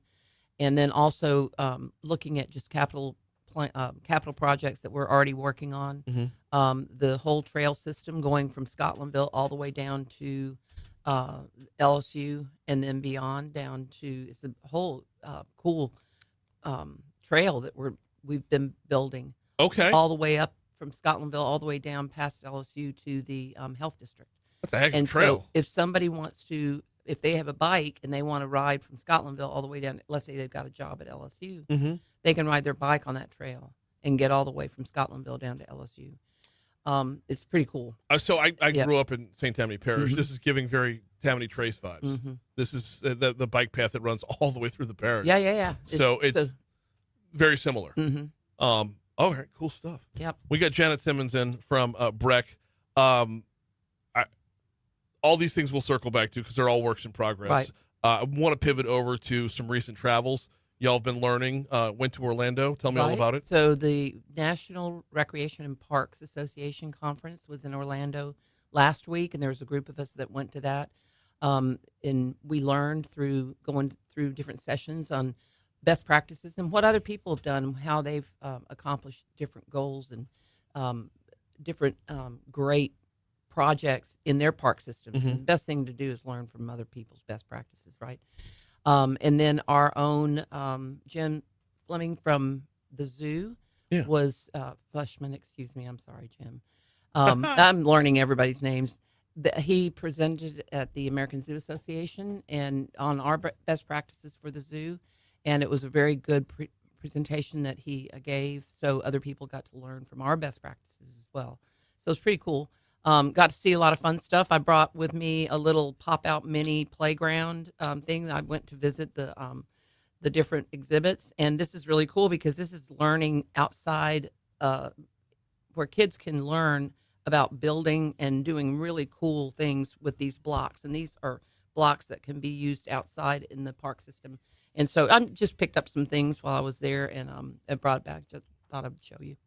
Anything that is like immediately implementable, or conversely, big ideas that like tangibly, you come home and you're like, we're going to tackle that. Right. So nothing necessarily from the park systems from me, Right. but my team possibly. So they're putting together a whole presentation that we're going to be listening to next week. Okay. And hopefully I'll be gleaning from them some more information because they went to every bit of it. I was going between NPRA, NRPA, and then the zoo. The zoo. Yeah. Got Janet Simmons in for about 5 more minutes here on Talk 107.3 FM. We're talking all things BREC. Now, how do you take recon like this and fold it back into Imagine Your Parks 3? So right now I think I told you the last time we did look at the Imagine Your Parks 3 and to see how much we've actually completed in that. And it was amazing how much we've already worked on with Imagine Your Parks 3. We're still working on disseminating all the data that's in those in that so that we can come up with a better, I think, report on that. I don't have that yet. Yeah. Give me a little bit more time. Well, no, you just got back. Yeah, I think that starting in October, you're going to see some huge things happen. Okay. I'm going to leave it at that. That's what we call in the biz a tease. Mm-hmm. So, all right. We have not talked about the mid-year report yet, and there are you've a got couple. huge. There are a couple of things I do want to mention though that are coming up. Events, Yeah. events. So on Friday we have Brew at the Zoo, which is going to be fun. My husband and I are going to celebrate our 44th anniversary. Hey, congratulations! That day, thank you. And so we're going to go celebrate at Brew at the Zoo with Jim and his crew, and then we also are going to have an event on October the 4th. It's the Asian cultural event. Wait, I saw something about this yesterday. Tell me about it. So it's going to be at Independence Park and in the theater, and it's just an opportunity for you to learn more about the Asian cultures. And they're going to have dancing and food and all kinds of fun things that people can experience while they're there. We have a surprisingly thriving Asian culture in Baton Rouge. Mm-hmm. We do. I don't feel like we tap into it enough, but it's there, it's present, and once you've opened the door, it's pretty amazing. Mm-hmm. It is amazing. Pretty amazing part of our overall. Just, I don't know how it got folded in, how they land in Baton Rouge. It's like y'all found us. Yeah. It's and pretty stayed, cool. Mm-hmm. So, and it's not just one group. No. I mean, you have a whole Japanese group, you have a whole Chinese group, you have a whole Vietnamese group. You've got Korean group. I mean, they're all different Asian groups that are here in Baton Rouge. It is, and but they're able to. I don't want to say like commingle or cross over on a Venn diagram, but it opens the doors for the rest of us. All right, 2 minutes to go. Mid-year report. Any big takeaways? No, I don't. I'm not really, to be completely honest with you. I haven't had a chance to peruse it. I mean, it's just basically it's giving us the whole what we've done in the past 6 months. Okay. And so I can tell you, from a high level what we've done. Yeah. But as far as it's a production that we give, or not a production, but a product that we produce for the commissioners to be able to read and see what we've accomplished so far. Is that specifically for commissioners, or is it available I think it's available online. Okay. Mm-hmm. Okay. So for those that are looking to track where BREC is headed, because you picked up a heavy load. Right. We'll be honest, completely honest. You picked up a lot of work to do. But if we're tracking that work, this would be available at brec.org somewhere within the I believe so. And then also just financially, we're tracking very well financially in terms of where we are with our budget and everything. I know that there was a little hiccup when we lost one of our financial officers, but I believe that we're in really good hands with our finance director and her team, and I think we're going to be great. Well, and it's because you lost the financial officer while trying to play makeup ground on all the audits that weren't done when you inherited all this. Right. Well, and I that's something that I think he actually did a pretty good job with. Yeah. So. Oh, we were making up ground. Right. We were, So, continuing on that path is unbelievably important. In the meanwhile, next month, eyes open. Lots could be going on at BREC. She is Janet Simmons. We always appreciate the time. We've got news, traffic, weather. On the back end of that, it's time for Crime Stoppers. Within this week's Crime Stopper segment, we have got the folks from Eye Care stopping by. Actually, I believe the folks from City Year are going to be in for the Eye Care segment this time around. So that's coming up next. Don't forget, next hour, Insurance Commissioner Tim Temple at 8:15, and we'll talk Louisiana Key Academy at 8:35. There is so much stuff that it's impossible for me to read everything. Oh, no.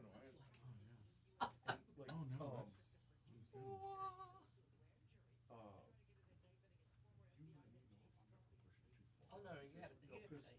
You know my audience is all the fiscal conservatives. Yes, I do. That's why I wanted to bring it up. And we've got some really cool things coming down. I'm just telling you. Just having come off this, I've been gone for a week and a half. I really don't. I didn't realize we were having a session this morning. Otherwise, I might have said, let's not do it. But it's okay. It worked out fine. Next time, I think I'll have more exciting news. Thank you. Always appreciate y'all. Yes, ma'am. Have a good one. Bye-bye.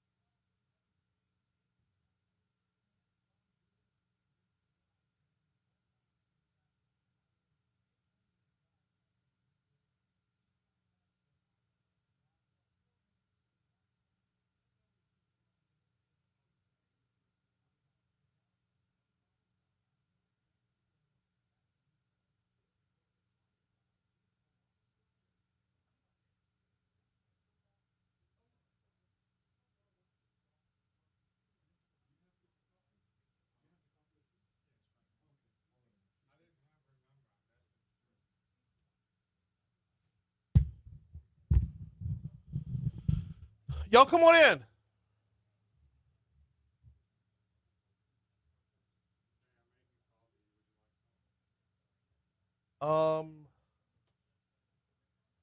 Yes. Yes, I would. Nothing at all. This would be awesome. But you gotta come take a picture first. So we're doing it now.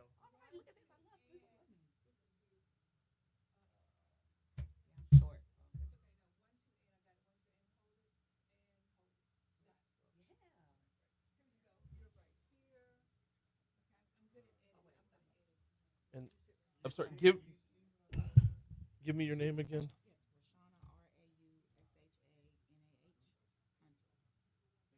Well, you got all the silent letters in there.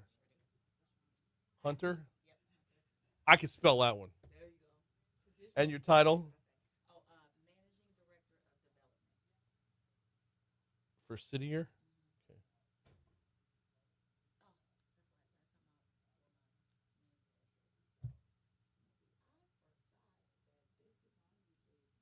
And Facebook. On Facebook Live. In fact, yep. Yep.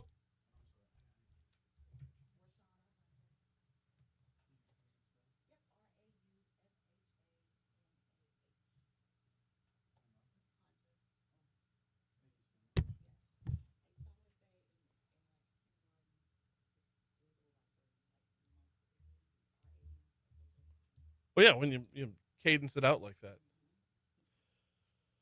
Oh.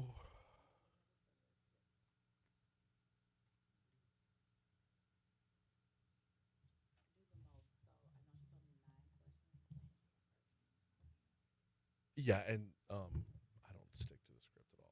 So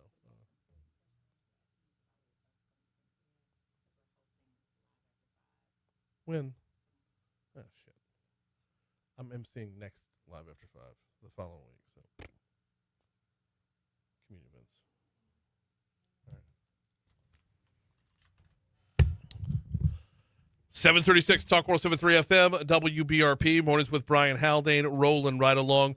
We're going to get you to our Crime Stopper segment in just a second. I do need a minute to remind you about the folks over at the Baton Rouge Metro Airport. FlyBTR.com is their home base online.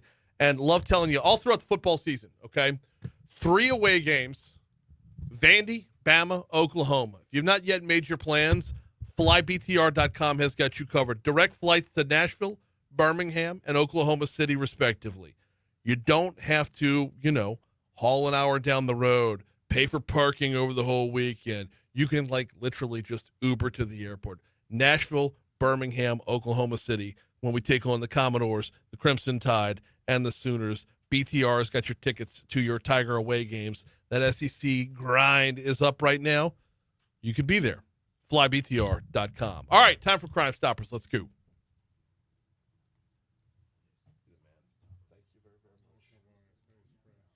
What?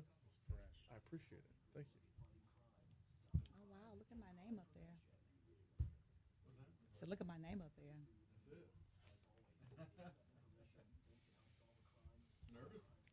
Surprisingly. I'm an attorney, and I still get nervous every time I go to court. Really? Unless I get angry. Then they go. Well, that trumps everything. Uh-huh. Yeah. Otherwise, it's spicy pits. Yes, it is time for Crime Stoppers, and every so often, the folks at Crime Stoppers hand off to the folks at I Care, and every so often, the folks at I Care hand off to the folks at City Year, and that's where we're at right now.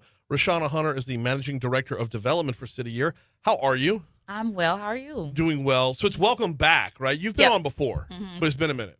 A long minute. Yeah. So I guess we should start from the beginning then. Sure. What is City Year? Glad you asked. City Year is an education nonprofit. We are powered by AmeriCorps members who are ages 18 to 25, and they act as mentors and tutors in public schools. Okay. How does AmeriCorps translate down to City Year? Yeah, we are funded. That's our federal funding. So we're funded by the AmeriCorps program. We're also funded by the school and district partnerships, local and regional state government, and where I come in as the Managing Director of Development, personal and private fundraising through corporations, individuals, anybody who's listening now can donate, and that's how we're funded. Okay, so when we get down, every time I ask what is City Year, I get that answer. I want to dig deeper. Sure. Like, what does City Year do? I mean, you're in schools and whatnot, but what do you do once you get there? What we do, we have AmeriCorps members that are there from the first bell to the last bell, helping students with what we call the ABCs: attendance, behavior, and coursework. So they act as near-peer mentors to the students in school. So, but we do know that, like, if we have an 18-year-old serving, we wouldn't really put them in high school. We'll help them with elementary school. We're doing some new things with early childhood education. They greet the kids off of the school bus at drop-off, and they're with them through the entire day. Lunch duty, they're sitting in classrooms with them, making sure that they're paying attention, staying on task. They'll pull them out if they notice that they fall behind or they're having a little behavior issue. They'll call home to the parents to see if there's some chronic absenteeism that they notice, to kind of see what's going on and making sure that they're on track eventually to a timely graduation. Is this in every school around? How many schools are y'all in? We're in 6 schools. Okay. We are in Capital Elementary School, Claiborne Elementary, Park Forest Middle. Those are our 3 EBR schools. And then we are in 3 charter schools, Helix Aviation and Helix Mentorship, and then Kenilworth Science and Technology School. We've been there. That's the longest charter school partnership we've had. That's usually where we do our Read Across America Day in the first week in March. How do you determine what schools? Or is it a matter of who's asking, or? Yeah, it's a combination. Usually we have we meet with the district partnerships, and the superintendent of each school district will kind of make a determination of which schools where we would be most effective and where they have the most need, and places there. But principals usually kind of reach out to the superintendents and say, hey, I want a city year at my school. Our new superintendent, Lamont Cole, he used to be a principal at the school that we served at. He was in CSAL Middle, and that's where we were serving last year. So, and he's very familiar with the City Year program. We quote him often because he says City Year is the cheat code. We are there to assist partner teachers. We are not teachers. Right. We're not babysitters. We literally cannot do our job without the educators present in the classroom. But we are there. Teachers are, sometimes they can get a little overwhelmed. The numbers are, the ratio is kind of not in their favor all the time. And so the City Year AmeriCorps member is there to help them keep things under control, help them work on the curriculum together, and just help them with the goal of helping students. Yeah, I mean, in an ideal world, every teacher everywhere would have an aide. Absolutely. And this is where City Year steps in, is not full on, as a professional career, but in the role of you're able to step in and offer the assist where the assist is needed. You mentioned Lamont Cole as a principal. How long has City Year been here? How did City Year get to Baton Rouge? We came to Baton Rouge. Actually, we're celebrating our 20th year here in Louisiana. We came as a response to Hurricane Katrina. Okay. And we actually, at that time, usually City Year sites takes at least a year to build. Ours came in about 3 months. One of the co-founders, Jenny Riley, of the actual entire City Year, is a Baton Rouge native, and so she brought City Year out here to Louisiana in response to Hurricane Katrina to help families rebuild and restore. And then we saw over the years that there was a need for us to transition into schools, and so in 2011 we split into 2 sites, City Year New Orleans and City Year Baton Rouge, and we've been serving in education ever since then. And then we also noticed in the last couple of years that the duality of our nonprofit allows us to not only serve those students, but to serve the AmeriCorps members who help them. And so we pour into them with regular professional and personal development days. We have them twice a month in the fall semester and once a month in the spring semester. We work on their plans after City Year to go into career, because not everybody who serves is interested in education. We make sure we offer things like job shadowing, career days. We have a great speed networking event that's like speed dating. It's called 18-minute networking, where they are introduced to people in career fields, and they ask them questions about how they can join them in that career. They also, once they graduate from this program, they earn an education award of about $7,600. Is equivalent to a Pell Grant to go to the school of their choice. Really? Yeah. So lots of people have the misconception that City Year is the option instead of college. We're really the step on the way to college. The idea was that instead of you taking a gap year, people would ask you, where did you do your City Year? Yeah. So if you're serving at different sites all over the country, and then when you graduate, you get the education award, you can go to the school of your choice, or you can go straight into careers. So we actually have some core members who have gone to college, decided that it was a little overwhelming, they needed to take a break, they wanted to get some service. They earn a stipend of $25,000 for the year. You get free medical, dental, and vision, and you get free uniforms, which I didn't know was a thing. I thought everybody got uniforms wherever they worked, but nope. We give out free uniforms and that coveted red jacket. When you see the red jackets and you see City Year with the AmeriCorps logo, you know that someone is there to serve and help you. Okay, this would be a good time to pivot. Well, about whether we're talking with Rashana Hunter, Managing Director of Development for City Year. This would be a good time to pivot and talk about what it takes to volunteer for City Year or to sign up, what the requirements are and things like that? Because I always just assumed they were students at the same time. No. Well, some of them are in college. Usually, well, the school day, they have to be there again from the first bell to the last bell. And if that school has after-school programming, they serve there too. So you cannot work a full-time day job. Which at the makes same more time. sense. Absolutely, yeah. It does make more sense. It's more of an experience builder and a resume builder, really. Absolutely. Okay, so what are the actual requirements? All you have to have is a high school diploma and be 18 to 25. That is it. Of course, we're serving in schools, so we will, we're required to do a background check and things like that so we can make sure they're safe to be we're guests on schools' campuses. But literally, that is all you have to have. It's a high school diploma and be 18 to 25. What's the application process look like? And I mean, is it seasonal? Like the City Year coincide with the school year itself, or are y'all taking on new folks every so often? Yeah, we're aligned with the school year, but we literally recruit all year long. And then we have the application periods in the spring and in the end of the summer towards going to the fall. And so once you apply, then the recruitment person will reach out to you and you'll have phone interviews. And then once that phone interview happens and they select you, then you come in to do all your registration. And then you go into 1 to 3 weeks of what we call basic training academy. And we also use terms like deployed. Don't get nervous. We are not the Army, Right. but we do want you to be all you can be. Oh, goodness gracious. So they get trained and prepared to go into the schools. And again, like I said, they come in every month to get additional training. So that's really all it takes. Yeah. Rashana Hunter from City Year is with us. So walk me through the application process. Yeah, they go through the application, and that's like I said, it's phone interviews. They're literally asking. You don't have to have a gang of experience. You don't even have to be interested in education. You don't have to have the highest high school GPA. We actually have some AmeriCorps members now who are serving who had their own City Year in school. So we get to see the complete full circle of the process. They are literally coming to serve because they remember how their City Year AmeriCorps member helped them stay on track, and they want to do the same thing. That's the beauty part of the 20-year longevity right there. Yeah. Is you're seeing it generationally now.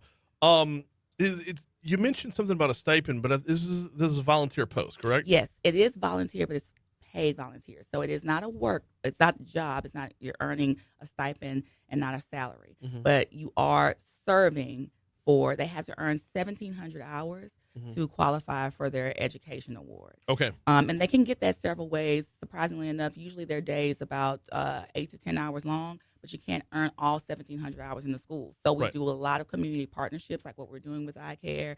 We partner with the Metro Council members, other community leads to do projects out in the community, and they earn it there. But they have the opportunity to go work outside of this, right? Yeah, they do. They have the opportunity to go and work as long as it does not coincide with the service schedule. Right. And we do our best to connect them with career professionals. We offer job shadowing. And also if anyone is in their career and they want to lead the next, because we consider ourselves a stepping stone onto their next step, and we are really the talent pipeline. We're making sure that people come to Baton Rouge and stay in Baton Rouge. Yes.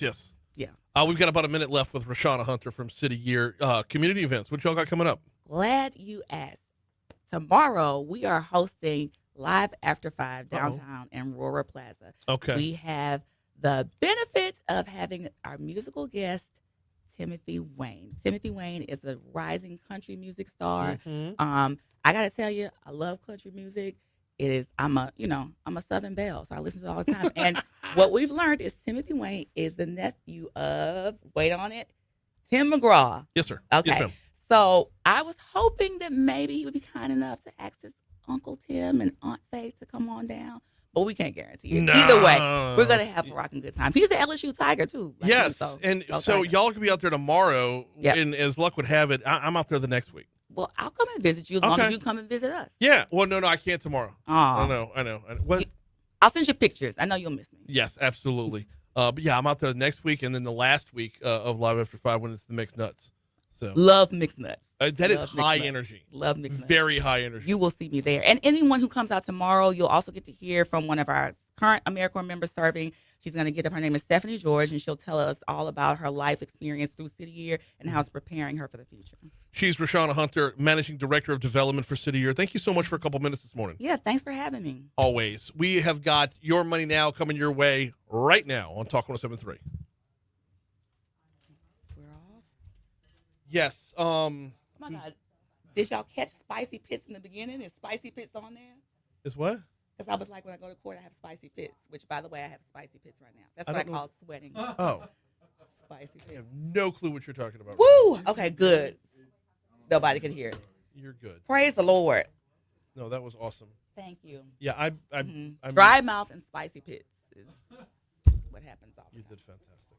The I know, and I literally was like, oh, I don't need anything. Now I'm dehydrated, so I gotta get it. Okay, so where can I send to my comms person? Talk 107.3's Facebook page, Okay, and then this will be posted. The audio will be posted on demand once we're done. view the mess. At Talk 107.3's website. Yes, you guys are awesome sauce. Have fun at Live After 5. Yes, and I'll see you at the next one and the next one. There you go. Oh. Oh.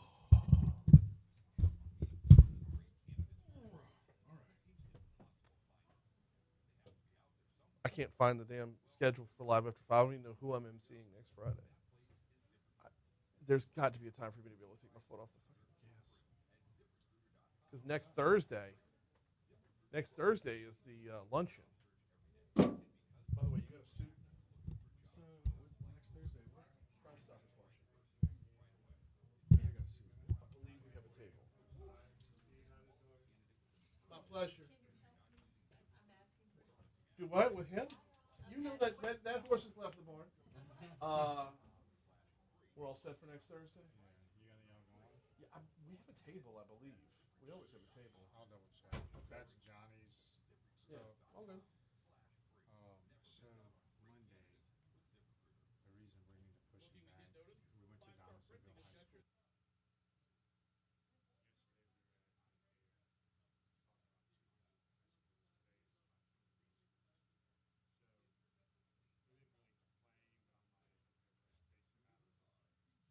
Oh, leaning on too much at one time. Yeah, that's fine.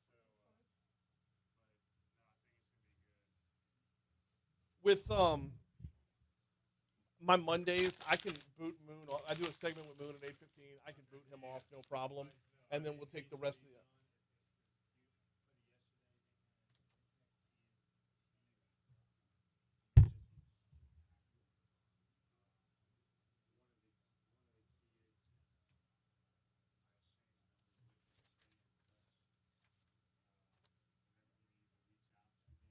Mm-hmm.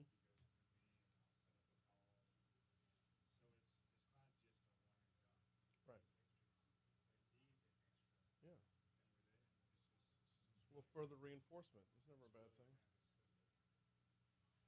Good. Thank you.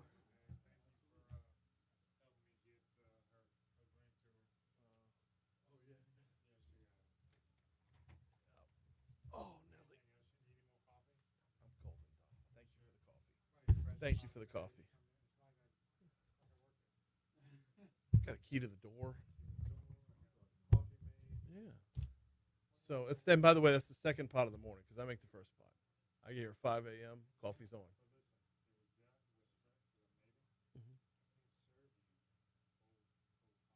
No. Well,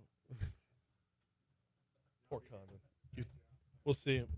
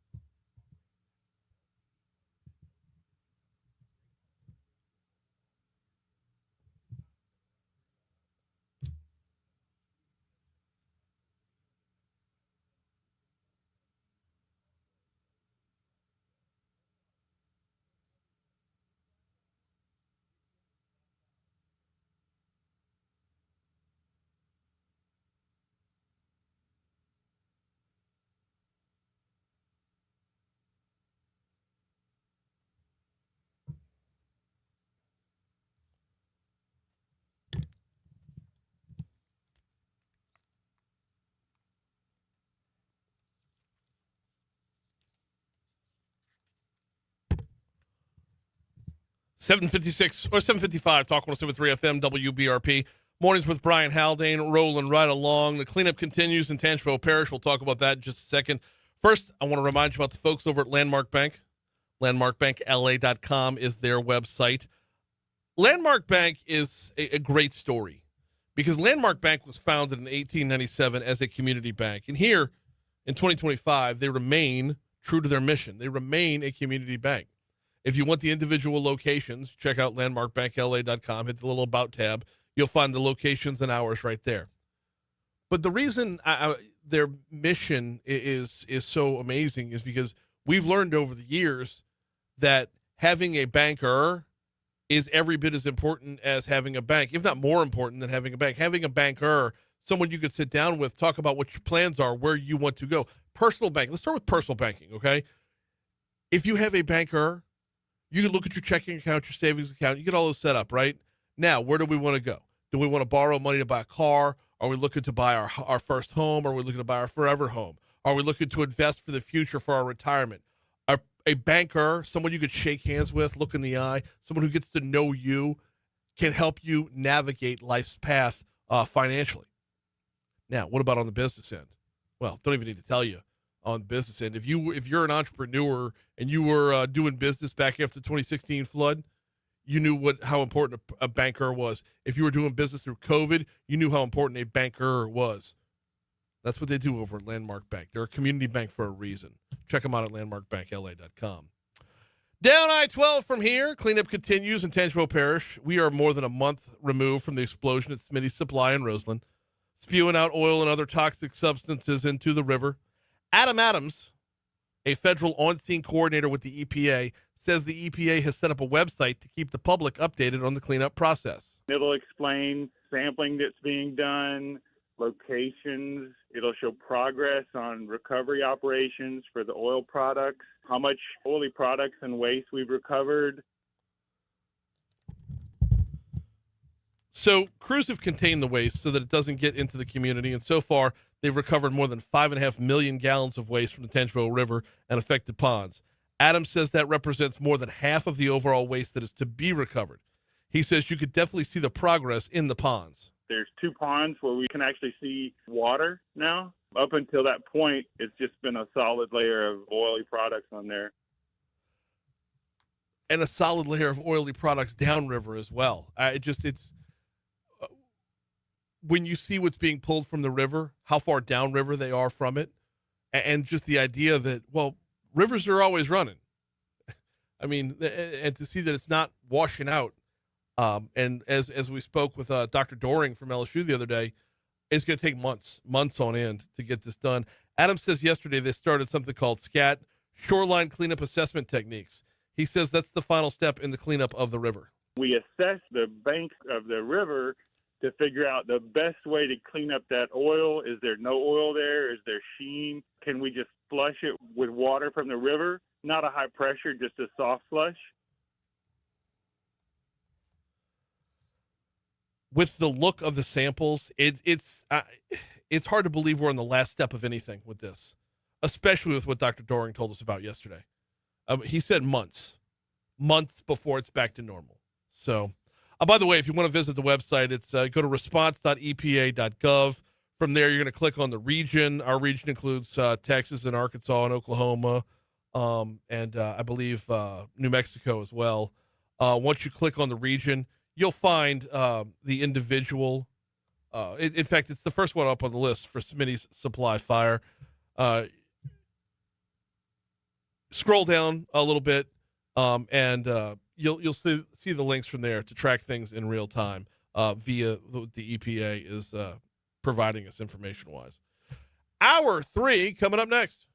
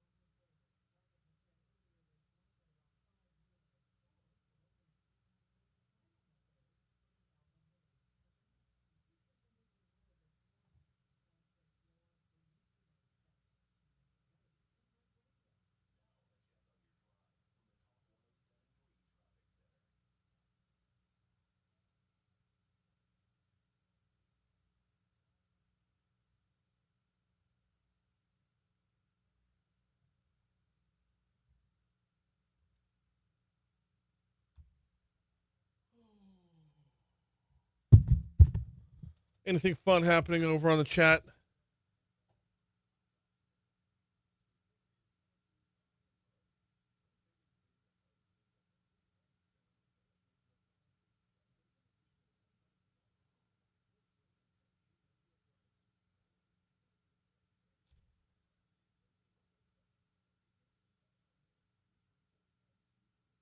Not really.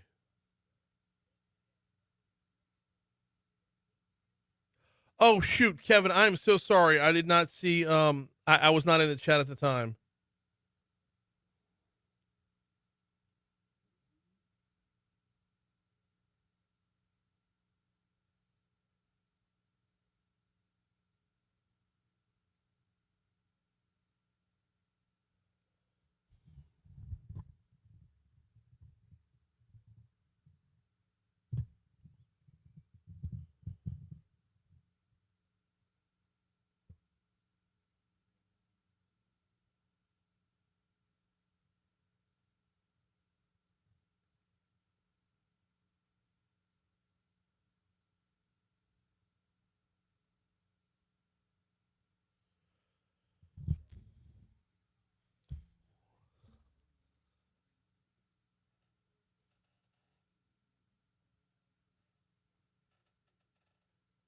Oh.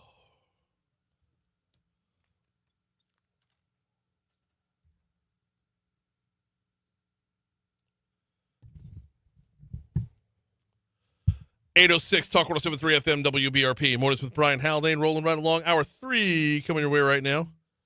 Brian here with you, JP producing, starting off your third hour at 74 degrees in downtown Baton Rouge. Did I hear that forecast right? 85 for a high? Yeah. I'll take it. I will take. We're not calling it fake fall. 85 is too high for fake fall. 81, 80, dare I say 79. We'll call that a fake fall. I say fake fall because you know it's coming. You know it's going to heat back up again. Speaking of heating up, Umberto's a thing now. Come on. Tropical storm Umberto's out there. Hurricane Gabrielle still chugging along in the Atlantic. Not going to bother anybody, but a whole bunch of fish. Umberto's out there. Looks like Umberto not going to be a problem for us either. So another fish storm, man. Another fish storm. So not bothering anybody unless you're George Clooney and Mark Wahlberg and want to go fishing.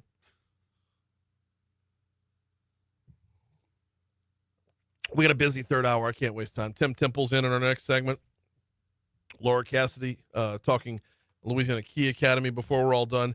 Right now, though, the folks over at 5 Star Printing and Signs, they bring you This Day in History.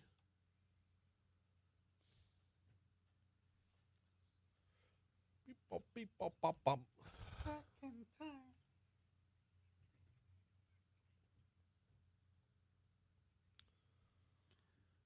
Beginning in 1789, Yeah. the first U.S. Congress proposes the Bill of Rights.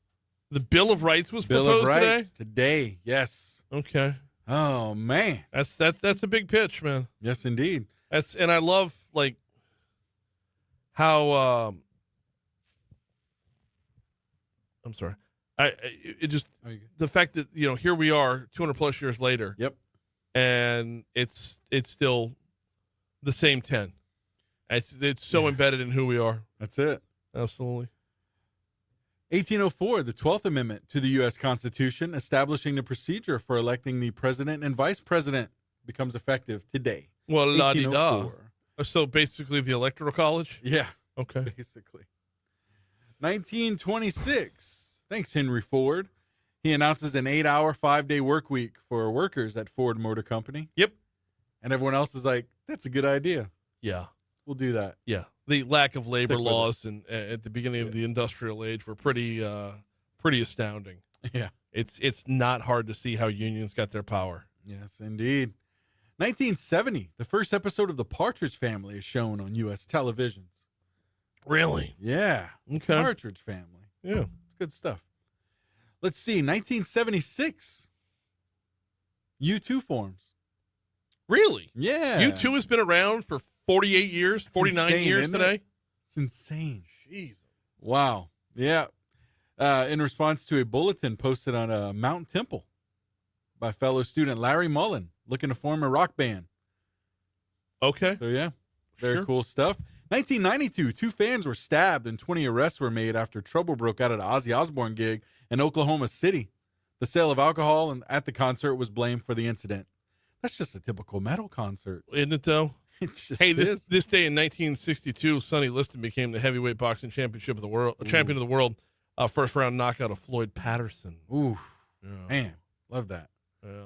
2017, Tom Petty and the Heartbreakers appeared at the Hollywood Bowl in Hollywood, California. Wait. Whoa. Stop right there. You jumped ahead to 2017. What did I miss? You don't have what happened on this day in 2006? 2006. No, I was saving it for you.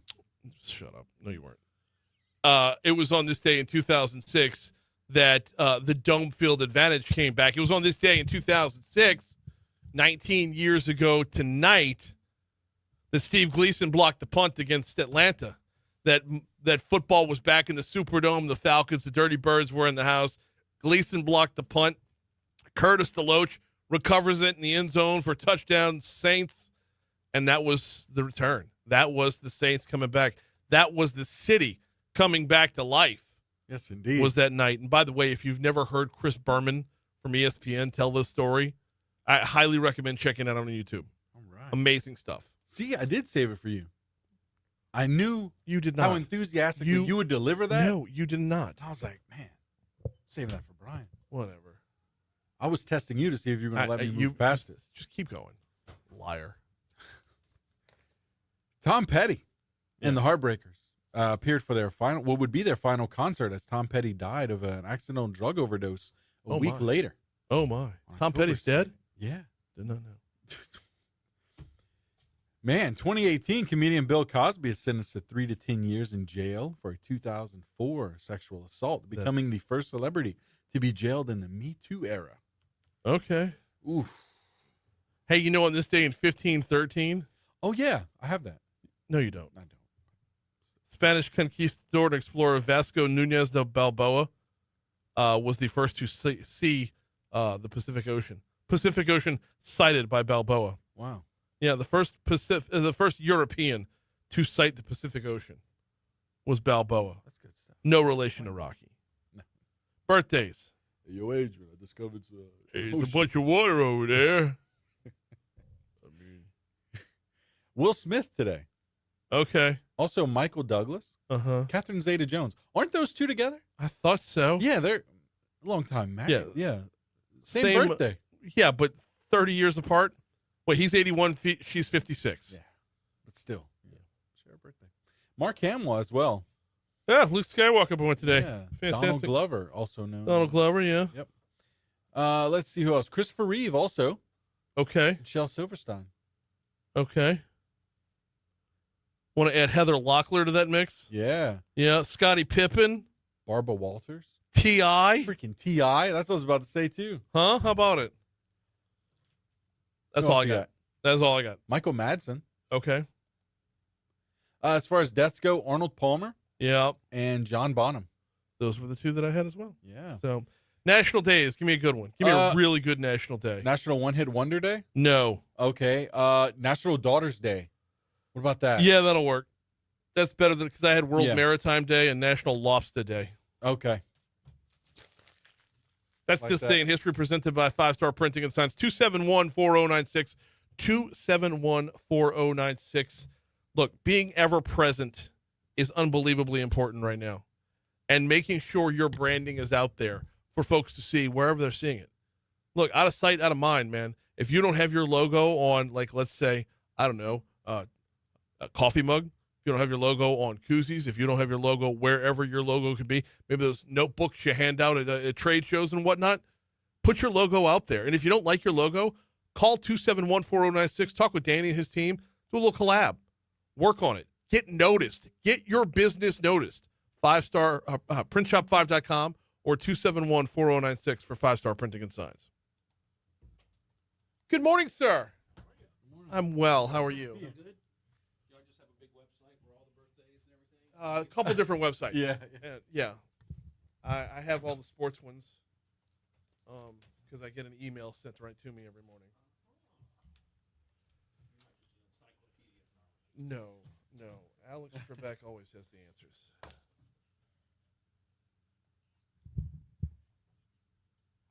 What are we talking about? We want to keep talking. Did you want to talk about the conversations around increasing the hurricane scale, going to the category scale? Oh yes. We can dive into that a little bit. We can keep talking. I think last time we were here, we hadn't closed out the fortified round. Okay. Yeah. We have now, so we can give you a little background on that. What else we got going on?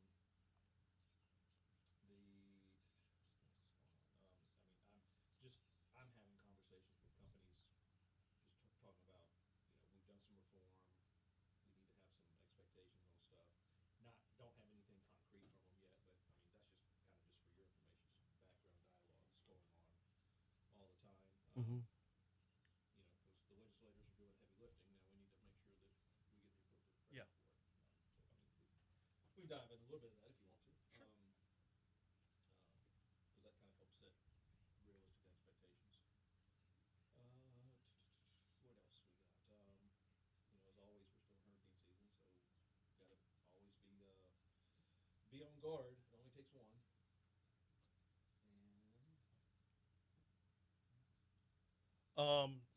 Yeah. So I've got some questions about hurricane season as well. Everything's been in the Atlantic. It's been a lot slower than they predicted. We'll take it. No, I'll take it. But what can you actually extrapolate from that to make it translate? Because it's such a it's a shot in the dark as to where they're going to land. Right. Which is why they have to do all this predictive modeling. Sometimes the models are right, sometimes they're wrong. Yeah. But I think it's one of those things where, to me, the talking point there is irrespective, we always need to always keep preparing our homes, building more resilient. We will have another hurricane. Yeah. And so we need to make sure that we don't waste an opportunity to move forward when things don't push us back like hurricanes. Well, and the real butt of it is that seasons like this lend to complacency. Yes. Because and we saw that you saw Katrina, and not a lot of people evacuated. Then Rita comes, and everybody's like, "We got to get the heck out of here." Right. And then what was the Texas hurricane we were talking about recently? One of the largest mass evacuation of a Yeah. More people died from heat stroke and wrecks and everything on the interstate than they did from the actual hurricane. But anyway, but those people were complacent. They were fearful and mindful. Right. You got to kind of strike a balance. All right. We got plenty. Let's go. 817 Talk 107.3 FM, WBRP, mornings with Brian Haldane, rolling right along. Every so often, we get the chance to catch up with our insurance commissioner, Tim Temple. Let's do that right now. How are you, sir? Good morning, Brian. I'm ready for that cold front to move through. This is about the extent. 85 is going to be your high, right? So I'm taking it. I'll take it. It's not 90. Cool front to us. Yeah, absolutely. It's all relative, right? We got a lot of ground to cover this morning, and I know, we're full on running during the legislative session to find out what lawmakers are doing to help set the table for you to do your job. Right now's the time where you're doing your job, and a lot of that is stuff that isn't going to make headlines because it's a lot of conversation, a lot of, if I can use the term in this way, lobbying, recruiting, wooing, if you will. Where are we, with in that whole process right now? Because I know it's a lot of work, and the results are going to be, once they happen. But this is the legwork. This is the stuff that nobody sees. Yeah, Brian, and this is, we're constantly, as Commissioner of Insurance, part of my job is also to promote the state and to market to insurance companies, to do business in Louisiana and to do more business in Louisiana. So, as I think a lot of your listeners are aware, we've passed a lot of good legislation in 24 and 25, some bad legislation. But part of that is to go out and let these insurance companies know, this is what we've done. This is what we're doing to make Louisiana more attractive so that you want to come and do business and you want to do more business. So a lot of those conversations are taking place. I've attended, conferences, around the state and the country where we've got, a lot of insurance company people coming in. So it's target rich environment, if you will. You can talk to a lot of different companies in one setting over a day or two. So we're actively doing that, promoting Louisiana, talking about what's being done, and I would say I'm cautiously optimistic that we're going to see some movement as a result of the reform that's been done with regards to auto. It's not going to happen right away. Right. I don't want everybody out there thinking, oh, my rates are going to drop dramatically tomorrow. But we've also seen, as I think your listeners know, we put a press release out a couple of weeks ago, maybe over a month now, that said 20 companies had taken rate decrease in auto, not as a result of legislation, but as a result of just general market conditions. So that, on top of what I think we'll see as a result of the legislation, should start to be, dollars that people can translate to putting back in their pocket. How much of these talks are just general salesmanship? There's a lot of it. I mean, again, it's companies do business in states that they feel that they're going to be, regulated fairly and predictably. So that's part of what I have to do is, sell, the department, if you will, is that you're going to be treated fairly. Right. Look, and just like individuals too, you get personalities involved. People like to do business with people that they know and they like. Yeah. There's a lot of that. What gets the ball rolling here? I mean, do you get interest from others, or do you have to start with cold calling, basically? No, look, I mean, we're on the map. I mean, Louisiana is a state that insurance companies are aware of. It's not like I'm going out and saying, "Hey, guys, we're down here on the Gulf." No, they know they exist, but like their level of interest in, like, well, we never thought about insuring in Louisiana. Well, look, I can tell you, I've had conversations with companies that have said that Louisiana has never been on our list of states to explore. Mm-hmm. That now those conversations, the state. The word Louisiana is being mentioned in the boardrooms for the first time in a long time for some of these companies. So we are starting to be noticed, if you will, by some companies. And we want, again, like you have always said, we want more companies doing business. We want that competition for our premium dollars. And that's what will help drive rates down, premiums down. So, again, I'm encouraged by the fact that we're being noticed. And again, they're paying attention. But I think that's very important for everybody to understand. These companies pay attention to what we do legislatively. Oh, yeah. If they pay attention to the good stuff, they pay attention to the bad stuff, and they pay attention when we don't do things that we know we should. Yes, absolutely. But they also pay attention to not just the legislative things, but the things we take advantage of, the personal people, the folks of Louisiana. When a fortified roof program is open, if all those applications get full and all those roofs get installed, it's not just about what goes on at the Capitol. It's about what us as everyday citizens are doing, too. That's right. That's important. And to that point, building codes. Yeah. That's one thing we haven't really talked about a whole lot. They, the companies that write property business, they know the states that have good building codes versus the ones that have maybe inferior building codes. They know the states that do better enforcement of building codes versus those that don't. So we're starting to have a lot more active conversations. It's like I said, we talked about the hurricane and that. I don't worry about the weather, meaning that I can't control it, so I'm not really focused on that. I'll try to focus and keep my energies and efforts on things that we can actually change and implement and change. So we're going to get to hurricane season in just a minute, but that what we can change, what we can do is about not just when a program like fortified roofs or not just when implementing building codes and whatnot, but when hurricane season rolls through, vigilance is always important. And you and I were talking about this during the break. It's been a light season so far. We've had a handful of tropical storms, maybe 2 so far hurricanes, and 3 at the most thus far. Gabrielle is out there as a major hurricane, but not going to bother anybody. Umberto's not going to bother anybody. If Imelda pops up, might be a thing for the East Coast. And then, by that time, we are into October, which is the back half. Not to say that those storms can't happen. It can still happen. It can still happen, but we also know the patterns of the season, and you have a light year like this, and it might cause folks to take their foot off the gas when it comes to the vigilance. Right. And look, there's a reason hurricane season runs through November. Right? Oh, no, I'm well aware. So that's what, we need to remain vigilant. But what I don't want to see is that if we have another light hurricane season, that, as you said, we take our foot off the gas on things that we can do. Mitigation. Brian, just imagine if we had the fortified roof program in place a decade ago.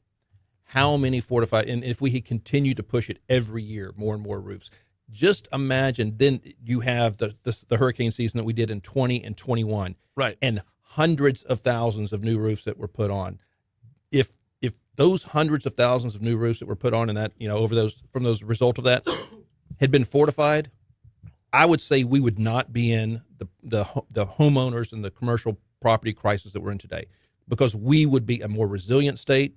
Coastal property would be well fortified. Oh yeah. That's why we've got to always, every day, if you will. I mean, whether we're talking about legislation or whether we're talking about mitigation efforts, we've got to continually push. And as you said, don't take our foot off the gas of making Louisiana a good place, a safe place to do business. Well, and there's no way. I mean, you can't roll back the clock in hindsight. Can't do that. 2020 and everything. But like, 2020, in 2020, we ran out of letters. We ran out of Greek letters, for crying out loud. And yeah, if we had fortified roofs in place, like just in Southwest Louisiana alone, you couple that with the economic boom of LNG today and where home building is going to be, like, all of this could have been accelerated on the economic development front had we been able. Right. And you're right. We can't. We don't want to. Yeah, woulda, coulda, shoulda. Right. But what we do need to take that and look back and say, okay, let's make sure we don't make that mistake going forward. Right. And again, it's like, I'm very thankful that the legislature approved, the funding for the fortified roof program. The governor signed that into law. So, we're going to be able to put more fortified roofs on as a result of the grant program. We're also putting more fortified, I say we, homeowners are putting more fortified roofs on because they choose to, because of the incentives, whether it's a tax credit or a deduction. There's a lot of incentive to put fortified roof on. The credit you get on your homeowner's insurance, that peace of mind you have, we've got to, I would, look, Louisiana, when I go to insurance conferences, Louisiana is always mentioned, and I'm asked to talk all the time about the Louisiana Fortified Roof Program. We are kind of like we've accelerated this program faster than any other state has so far.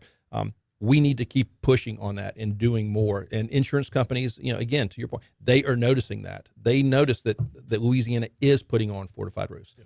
The 8,000, 9,000 we have on right now, that is literally a drop in the bucket of the number of fortified roofs that we need in our state. But we're demonstrating that we're paying attention and we're trying to build more resilient structures. We got Insurance Commissioner Tim Temple in with us for a couple more minutes, and I want to go back to the complacency part because yesterday was the 20th anniversary of Hurricane Rita. August 29th was the 20th anniversary of Hurricane Katrina. When we get hit hard with a hurricane, it's a reminder. Rita had one death, and that is in no small part due to the fact that Katrina was so deadly. And part of the reason Katrina was deadly is because every year that a hurricane season goes by that we don't get clobbered, we get, like, in 2004, was it Ivan? It started with an I. Was it Ivan that everybody in New Orleans was scared of, and then it veered east and hit like Mobile or something like that? And then it was just another reminder to the folks in New Orleans, it'll never happen. More apathy. And like just having a 1-2 punch like Katrina and Rita, you saw fewer deaths in Rita as a direct result of that level of attention. Yeah, well, look, in 2012, Isaac. Yeah. Again, Category 1 storm. Mm-hmm. Came in, but it was a water event. It was a rain event. Yeah. It was a flood event. And that's why, and I think that, you're aware that there's conversations about changing up the hurricane scale. Right. Adding a Category 6. Adding a Category 6. Now, look, that, and from what I've read on that and what I understand about it, it's not that the storms are stronger. It's not that we've got, hurricanes with 200 or 250 or 300 on our winds. It's not that. It's what they're starting to take into account and what they want to do with expanding the hurricane scale is to account for surge, right, water surge, wave surge, and flooding. Because they have gone back and looked. Again, this is one of those things where you go back and you look through history. We have more deaths as a result of storm surge and flooding than we do from the actual wind speeds. Right. And so that's what they're trying to take into account. Maybe Isaac back in 2012 wouldn't have been a 1. Maybe it might have been a 3 or a 4 or something different based on this new, what they're proposing to take into account these other variables. Right. That are associated with hurricanes. Well, okay, so we're getting smarter. It is kind of, for an example, is like a Category 1 hurricane. Let's say it's got 94 mile per hour winds, but let's say the storm itself is moving at like 5 miles per hour. Okay. And it just sits on top of you for more than a day. It's going to dump a lot more rain than a Category 2 hurricane with, let's say, 100 mile per hour winds that's zipping through at 12 to 15 miles per hour. It's a better evaluation overall. It's a better evaluation, and again, various factors on that. I mean, does a lower storm have a higher storm surge associated with it? Right. So that's what we want to talk about, so that people have that that awareness that maybe I do need to evacuate. It's not going to be a high wind, but it might be a high water event. Right. So again, I think that's where the science is getting better. It helping people and government entities, predict what or encourage people to evacuate sooner than what's been done in the past. We've got 1 minute to go with Insurance Commissioner Tim Temple. What is the new scale going to do to insurance rates? I don't think that changes that. I mean, again, this is more of an awareness and protecting lives. Mm-hmm. It's not so much the property. Like I said, this doesn't mean, let's just say they go to a 6 on the scale. It doesn't mean that the wind speeds are going to be higher. It's just again, what is causing that loss of life? That's again my reading and interpretation of what's being proposed, and I think that's still not out. I think there's still a long way to go before they make any changes, but it is encouraging that they are looking at that. I mean, the more information we have as individuals and government offices, the better the response we're going to have. He is Insurance Commissioner Tim Temple. We always appreciate the time, sir. Thank you. Look forward to it again. Here comes news. Alrighty. You got a busy day? Good stuff. Yes, I do. Up to and including basketball tonight. Okay. Dude, 8th grade girls basketball, man. Oh, wow. It is the best ticket in town. Is it? It is the best $5 you can spend. I know I'm biased because my daughter's in 8th grade, and I've coached these girls for you. I'm not coaching them now. I'm in the stands now. But we played St. George on Monday night, and it was Rocky Ford. It was so amazing. And then we went out to Gonzales last night to play St. Teresa. My daughter hit 3 3-pointers. She had 14 points in the night. Another girl on the team, 3-quarter court shot in the half. She drained a 3-quarter. This is 8th grade. 8th grade girls basketball. Wow. Yeah. Went into the half up 18-13 over St. Teresa. Ended up beating them 43-26. Oh wow. But yeah, I love this ride. I love the whole role of the parent. What school is your brother? Arlene Mercy. That's right. Okay. Well, good. How often do you do speaking engagements for different groups and whatnot? All the time. Donnie Miller from the Ascension Parish Chamber hit me up last night. He might be. I don't know if he's still looking or not. Okay. Yeah. Next Thursday, let me hit him up and see if he still needs somebody. Okay. I know Yeah, let me see. Short turnaround. Let me see. Yeah, I don't know Thursday. That might work. I know I'm going to DC on Monday. Tuesday, speaking as part of that FEMA review council. We're going to talk about. They've invited a couple of commissioners to come up and talk about just the NFIP and who knows what else. But I come back Wednesday, so Thursday should work. I'll hit him up and see if he still needs Okay. somebody. Yeah, let me know. And then just text me. Okay. Appreciate it. Thank you, guys. Awesome. Yes, sir. Good Stay seeing at you. it. All right, good to see y'all. Likewise. Oh, yes. Sorry.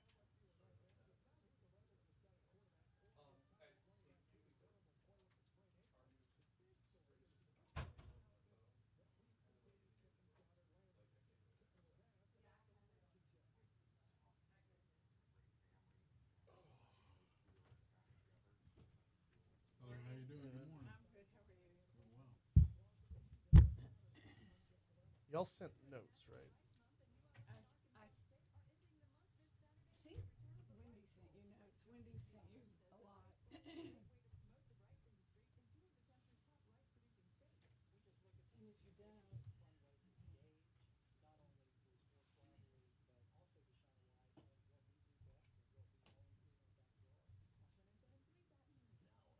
Did she send them via text?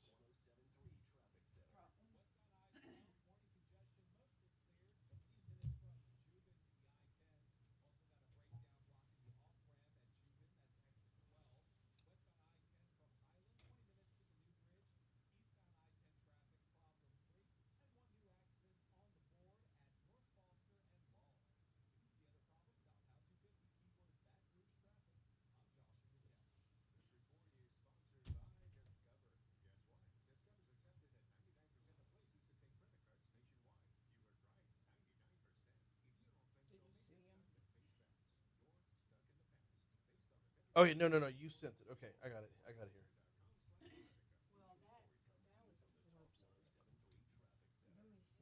Oh, no, this is for the fundraiser with Coach Mulkey, right? Yeah, you got that? Yes, that I have. I don't have a Forbes article.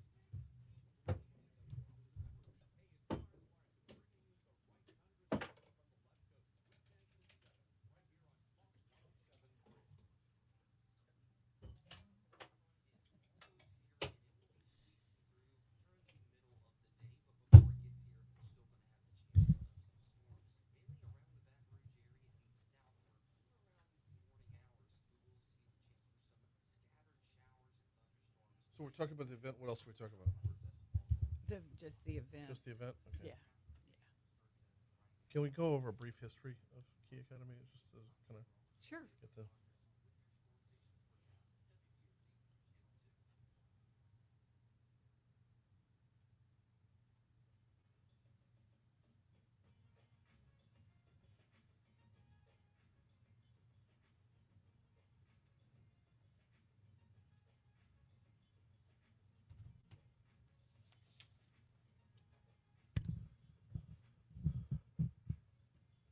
.836 Talk 107.3 FM, WBRP, mornings with Brian Haldane, rolling right along. Louisiana Key Academy's got an event coming up you're going to want to hear about, but I do need 60 seconds before that to tell you about the folks over at Vex European. VexEuropean.com is the website if you want to check them out online. Who needs Vex European? Well, basically anybody who drives a European vehicle. Now, you're going to want to go to their website to make sure that they service your make of vehicles. Not all European vehicles out there, but it's most. If you drive a BMW, a Mercedes, a Jaguar, a Land Rover, an Audi. If you happen to be James Bond and you drive an Aston Martin, they've got you covered. If you happen to be Sonny Crockett in Miami Vice and you drive a Ferrari, they've got you covered. Check them out at VexEuropean.com. I drive an 18-year-old vehicle. My vehicle is old enough to vote, and it's humming right along because of Vinny and his team at Vex European. Check them out online, VexEuropean.com. All right, Laura Cassidy's in with us. She is with Louisiana Key Academy. They've got an event coming up middle of next month. How are you? Welcome back. I'm good. Thank you so much. Good to be here. Glad to have you on. Glad to be talking about this. Before we get to get on the bus, can we walk down memory lane just a little bit and talk about the creation of and the growth of, because it's a remarkable story in and of itself, but Louisiana Key Academy, how it came to be and how it came to be what it is today. Thank you. So in 2013, the school here in Baton Rouge started by me and another mom trying to help kids with dyslexia. Mm-hmm. And it's a tuition-free charter school. So we take kids in 1st to 8th grade from any parish.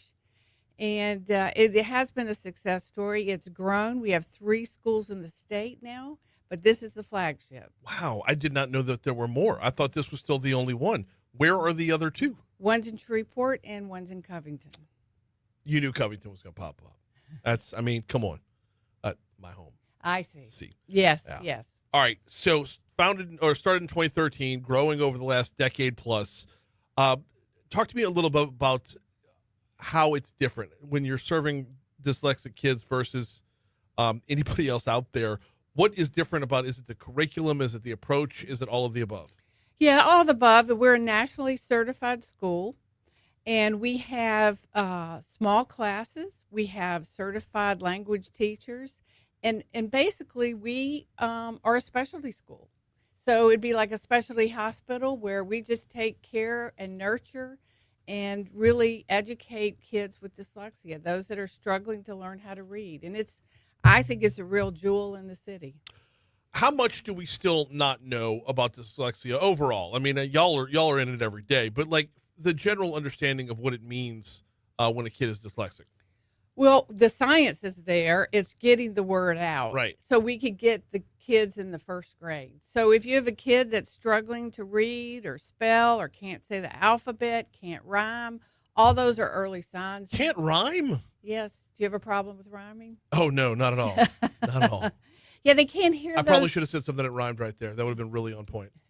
Yeah, they can't hear the sounds because it's matching the spoken word to print. Okay. So they can't hear cat, bat, sat. They just can't hear those rhymes. Oh, man, I'd never even think about that. That's like those little nuggets of insight are awesome to pick up on.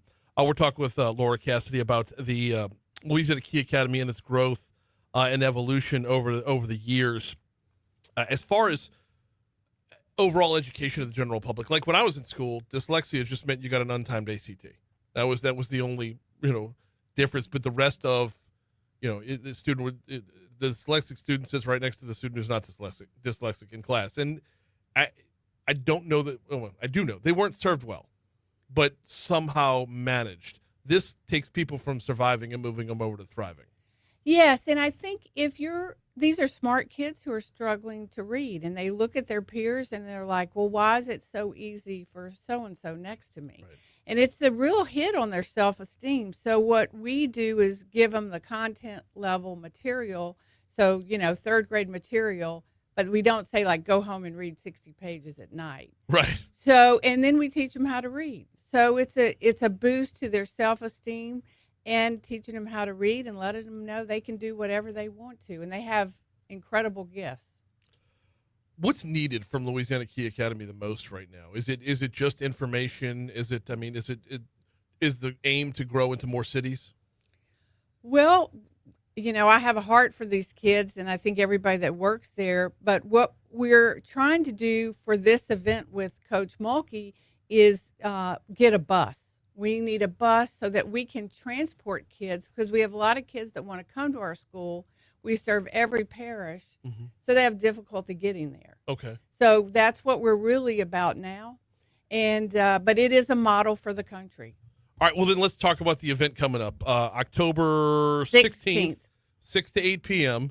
It's called Get on the Bus. Tell us all about it. Yeah, so we're so excited. We're honored to have Coach Mulkey. We're going to have shooting hoops, basketball games.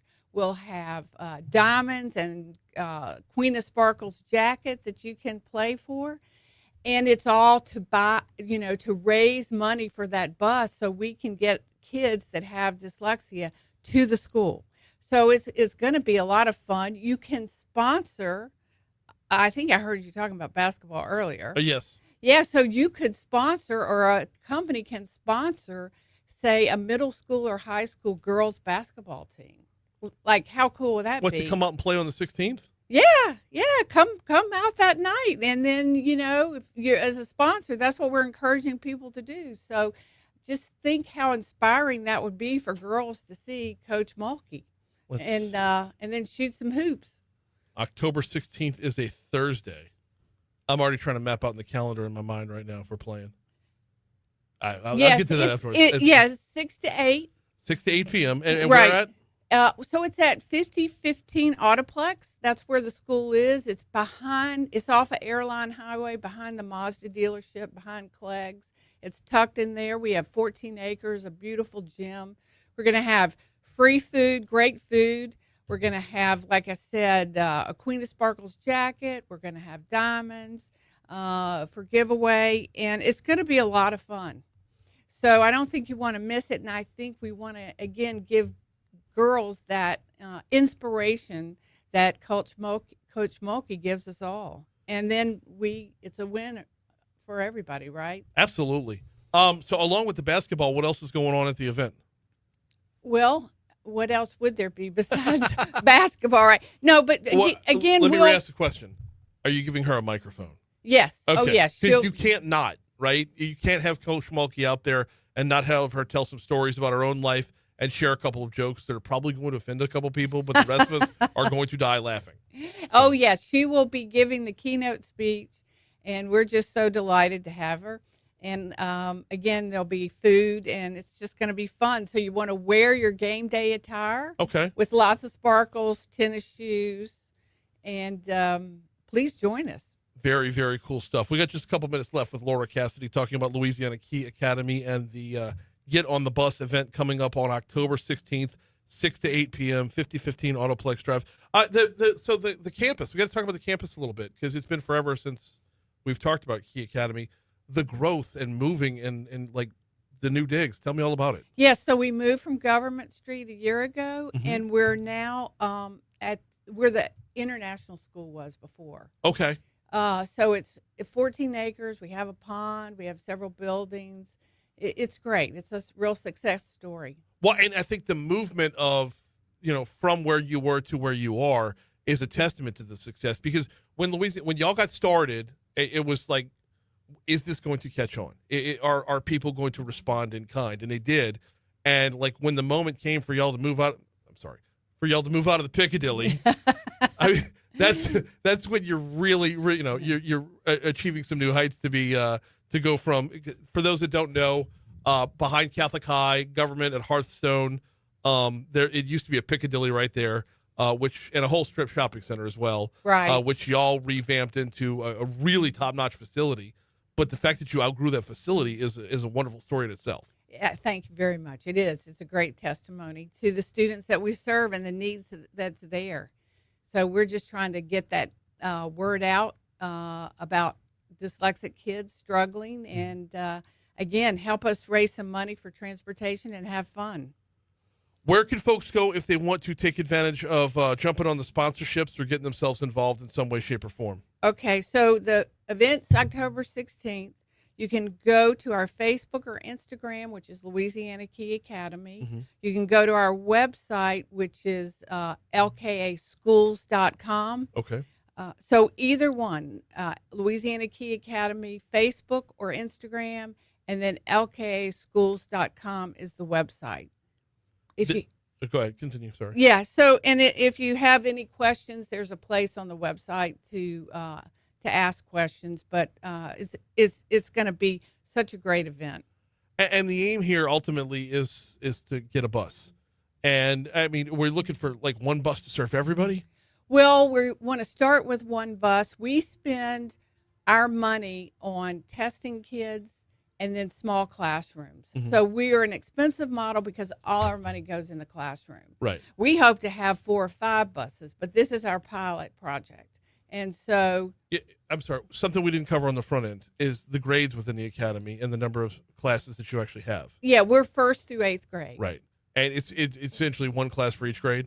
No, some grades we have more than one class. Oh, wow. But like I said, these kids, we're getting them in 3rd and 4th and 5th grade. We want to get the kids in 1st grade. That's when we can help them the most. I'm keeping an eye on the time, and we do have time for this. Why is it important to get in there early?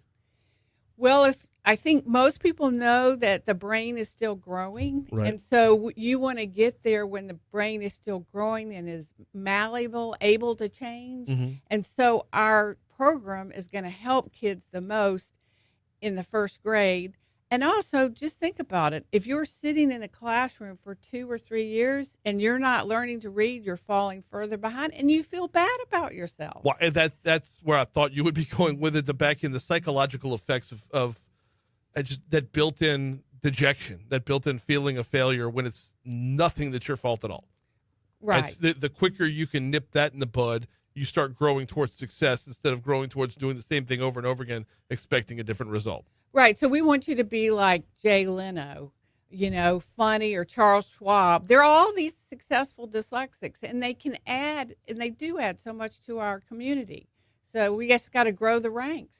Okay, so we need more of that. We do. Okay, Jay Leno's dyslexic. Yes. Charles Schwab. Yes. Okay, give me one more.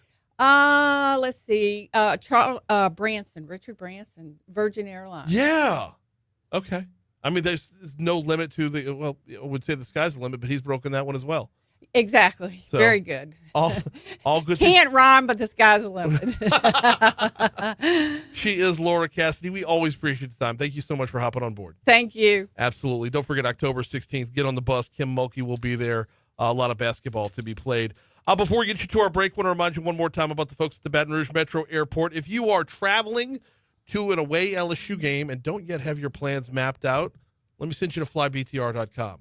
They've added a direct flight specifically for the LSU games from BTR to Nashville, from BTR to Birmingham, from BTR to Oklahoma.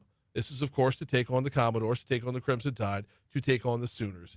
If you are looking at that away game and you're thinking, how do we map out our plans? Start with flybtr.com. And remember, having a fantastic airport in our own backyard, it's up to us to keep it that way and grow it that way. If you love the direct flights, you got to take advantage of the direct flights at flybtr.com. Here's your money now. Oh, it's 2 down, 1 to go on the makeups. Thank you so much.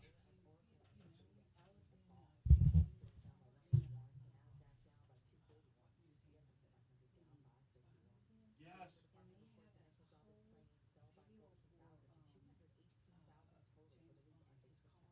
Oh, really?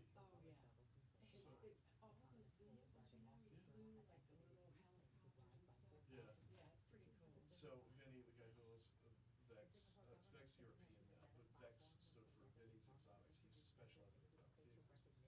And he's the only guy in basically Louisiana that does it. People bring their cars up from New Orleans, which I don't even buy. It's big. It's next to him, the next person you stop on that one used to. And if you're going east, it was probably Atlanta was the next stop. So he was doing exotics, but he branched off and started hiring expert technicians, like guys that can run their own shop. But when you pool everybody under one roof and you give all the European vehicles, it makes for a great business model. But I was doing the spot one day, and he was listening at the time, and he was like, I mentioned the James Bond thing. He texted me immediately. He's like, do that shit every day. I'm like, okay. If he's willing to have fun, I'm willing to have fun. So. Yeah.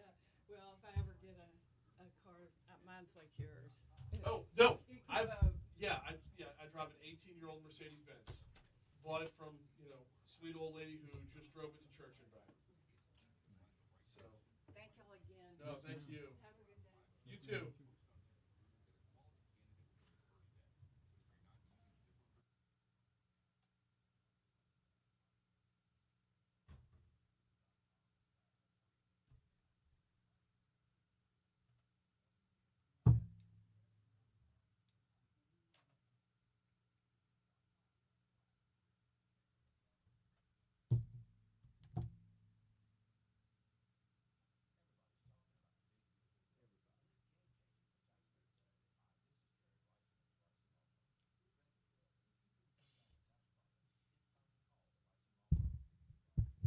Yeah, Vinny actually told me one time, he says, Gordon McKernan drives a Ferrari.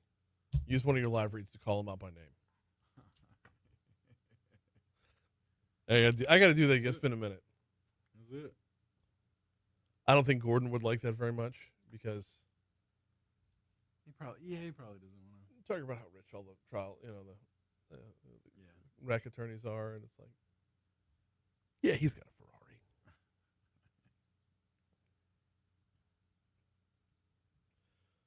Yeah, apparently we're having some satellite receiver trouble. Okay. We're having what Kill Me too, which is also Fox. Oh, okay. Hey, Rich. I I know. I hate distracted John because I'm looking in like a peeping Tom. Oh no, well, when we're on break, we still kind of have dialogue. What? I get it. 9 years ago today, dude. Les Miles was fired. Oh shit. Oh. The Auburn debacle. You remember when they didn't get the tip? I do. I didn't even know that. That was the beginning of the Ogeron era. Oh, man, no big deal. But also, on this day in 2010, Yeah. when Patrick Peterson did the pose. Yeah. West Virginia. Damn. That feels like forever. That was a million years ago.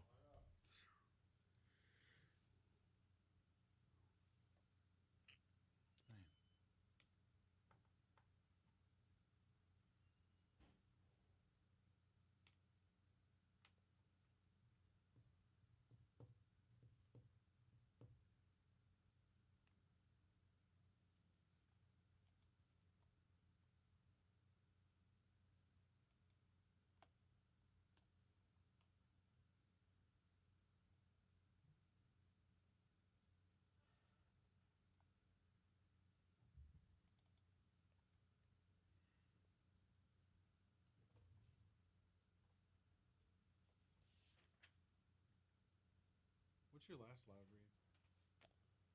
read? I got it's makeup from yesterday. Simon Thurns, is it? Oh, no, it's Landmark Bank.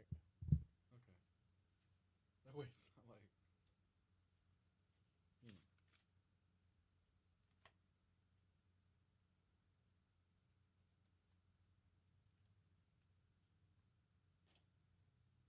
You mind if I throw this in there? No, go for it. Do you want me to do it after? After you come in, or do you want me to just? On the way in.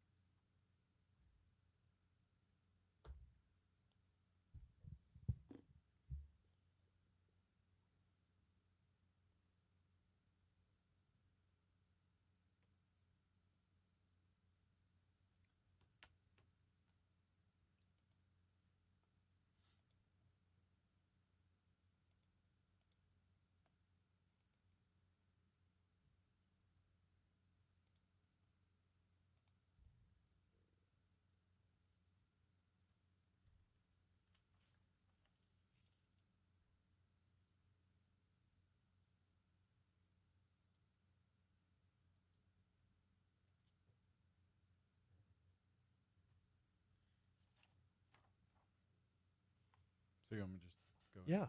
Okay. I'm just making sure. I don't want to step on your. No. Okay. Rouse's wants to help you cover the spread this football season. We're talking the ultimate tailgate spread, party trays, dips, fried chicken, anything you want to throw on the grill, plus plenty of ice cold drinks to wash it all down. All you have to do is register now at talk1073.com for your chance to win. One winner will be chosen each week, and everyone who registers will be entered into a drawing for a grand prize of postseason tickets. Rouse's Markets, your tailgating headquarters. I will see your promo and raise you a promo. Talk 1073 and Duplessis Pool Builders are giving away a dream pool. Every $25 donation supports dreams come true, granting wishes for Louisiana kids with life-threatening illnesses, and get you entered to win. Donate $100, get 5 entries. Enter today for that pool at talk1073.com. It's 8:57 at Talk 1073 FM, WBRP. I do want to touch on one more story before we get out of here because I absolutely hate it. There's a new area code that comes to North Louisiana today. And as new numbers will be given the area code 457. If you're living in the 318, that North Louisiana area code, any new number subscribing as of today gets a 457 area code. Public Service Commissioner Foster Campbell says no existing phone numbers are going to change. They'll keep the 318. You don't have to get rid of it, but it'll be 457 for people wanting new telephones or somebody coming into the area. Which is stupid. No, I'm sorry. Your area code designates your region. We live in the 225. All right? I grew up in the 504, which became the 985. When the North Shore flipped area codes, they didn't just say you can have either one. You became the 985. Lafayette used to be 318, became 337. You can pivot folks around, and it wouldn't be hard to stop and say, hey, Shreveport, y'all hang on to that 318. Monroe, you're now the 457. I don't see, just make it make sense to me. To where are you from? I'm from the 457. What does that mean? Nothing. Campbell says the Public Service Commission made the move because North Louisiana simply ran out of telephone numbers. That's what happens when you grow. We've used all the numbers up here, so we had to do something. Yeah, no problem with the growth. Love the growth.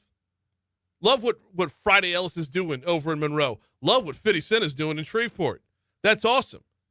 But why not issue the 457, like split it up? 457, like I'm just saying Monroe because Shreveport's older. All right. We'll give it to them based off of longevity. Every number you move over to a 457 in Monroe, you can now retire that number and re-implement it over to Shreveport the way they used to. Part of the introduction of the new area code involves a requirement to dial 10 numbers to make all calls, including local calls. For a while, there was a getting used to period, but Campbell says that expired a month ago, so if you omit the area code, you get nowhere. You won't get connected if you don't dial a 318. Or a 457. And how useless is this when we just program numbers in anyway? I'm dialing long distance. Operator, get me Natchitoches. No, it's not like that anymore. But still, now the 318 has no meaning, and neither does the 457. Been diluted to nothing. That is going to do it for us. Moon Griffon's coming up next. We'll see you tomorrow.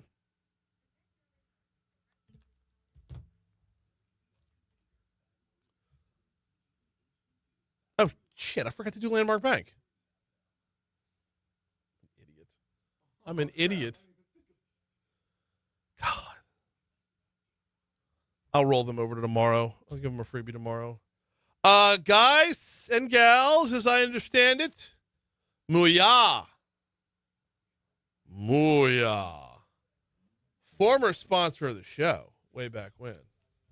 The Mooyah? The burgers? The Mooyah. Yeah, not the denim one. There's two in Baton Rouge. Wait, the denim? There's a Mooyah in denim. Yeah. Yeah. Well, I figured it wouldn't be from denim. No, it's Segan and then Blue Bonnet, I believe, is the other one. Yeah. Up at Burbank. Mama Mooyah. So, Foodie Friday, Mooyah's in the house tomorrow. Pennington Biomedical Research Center gonna be in here. So hopefully we're talking about weight loss, so we can talk about getting skinny before we get fat. Yeah. I'm forgetting who I have at 7:50. I know I've got it booked already. Crap. Oh well, we'll have a full slate for you. We'll see you then.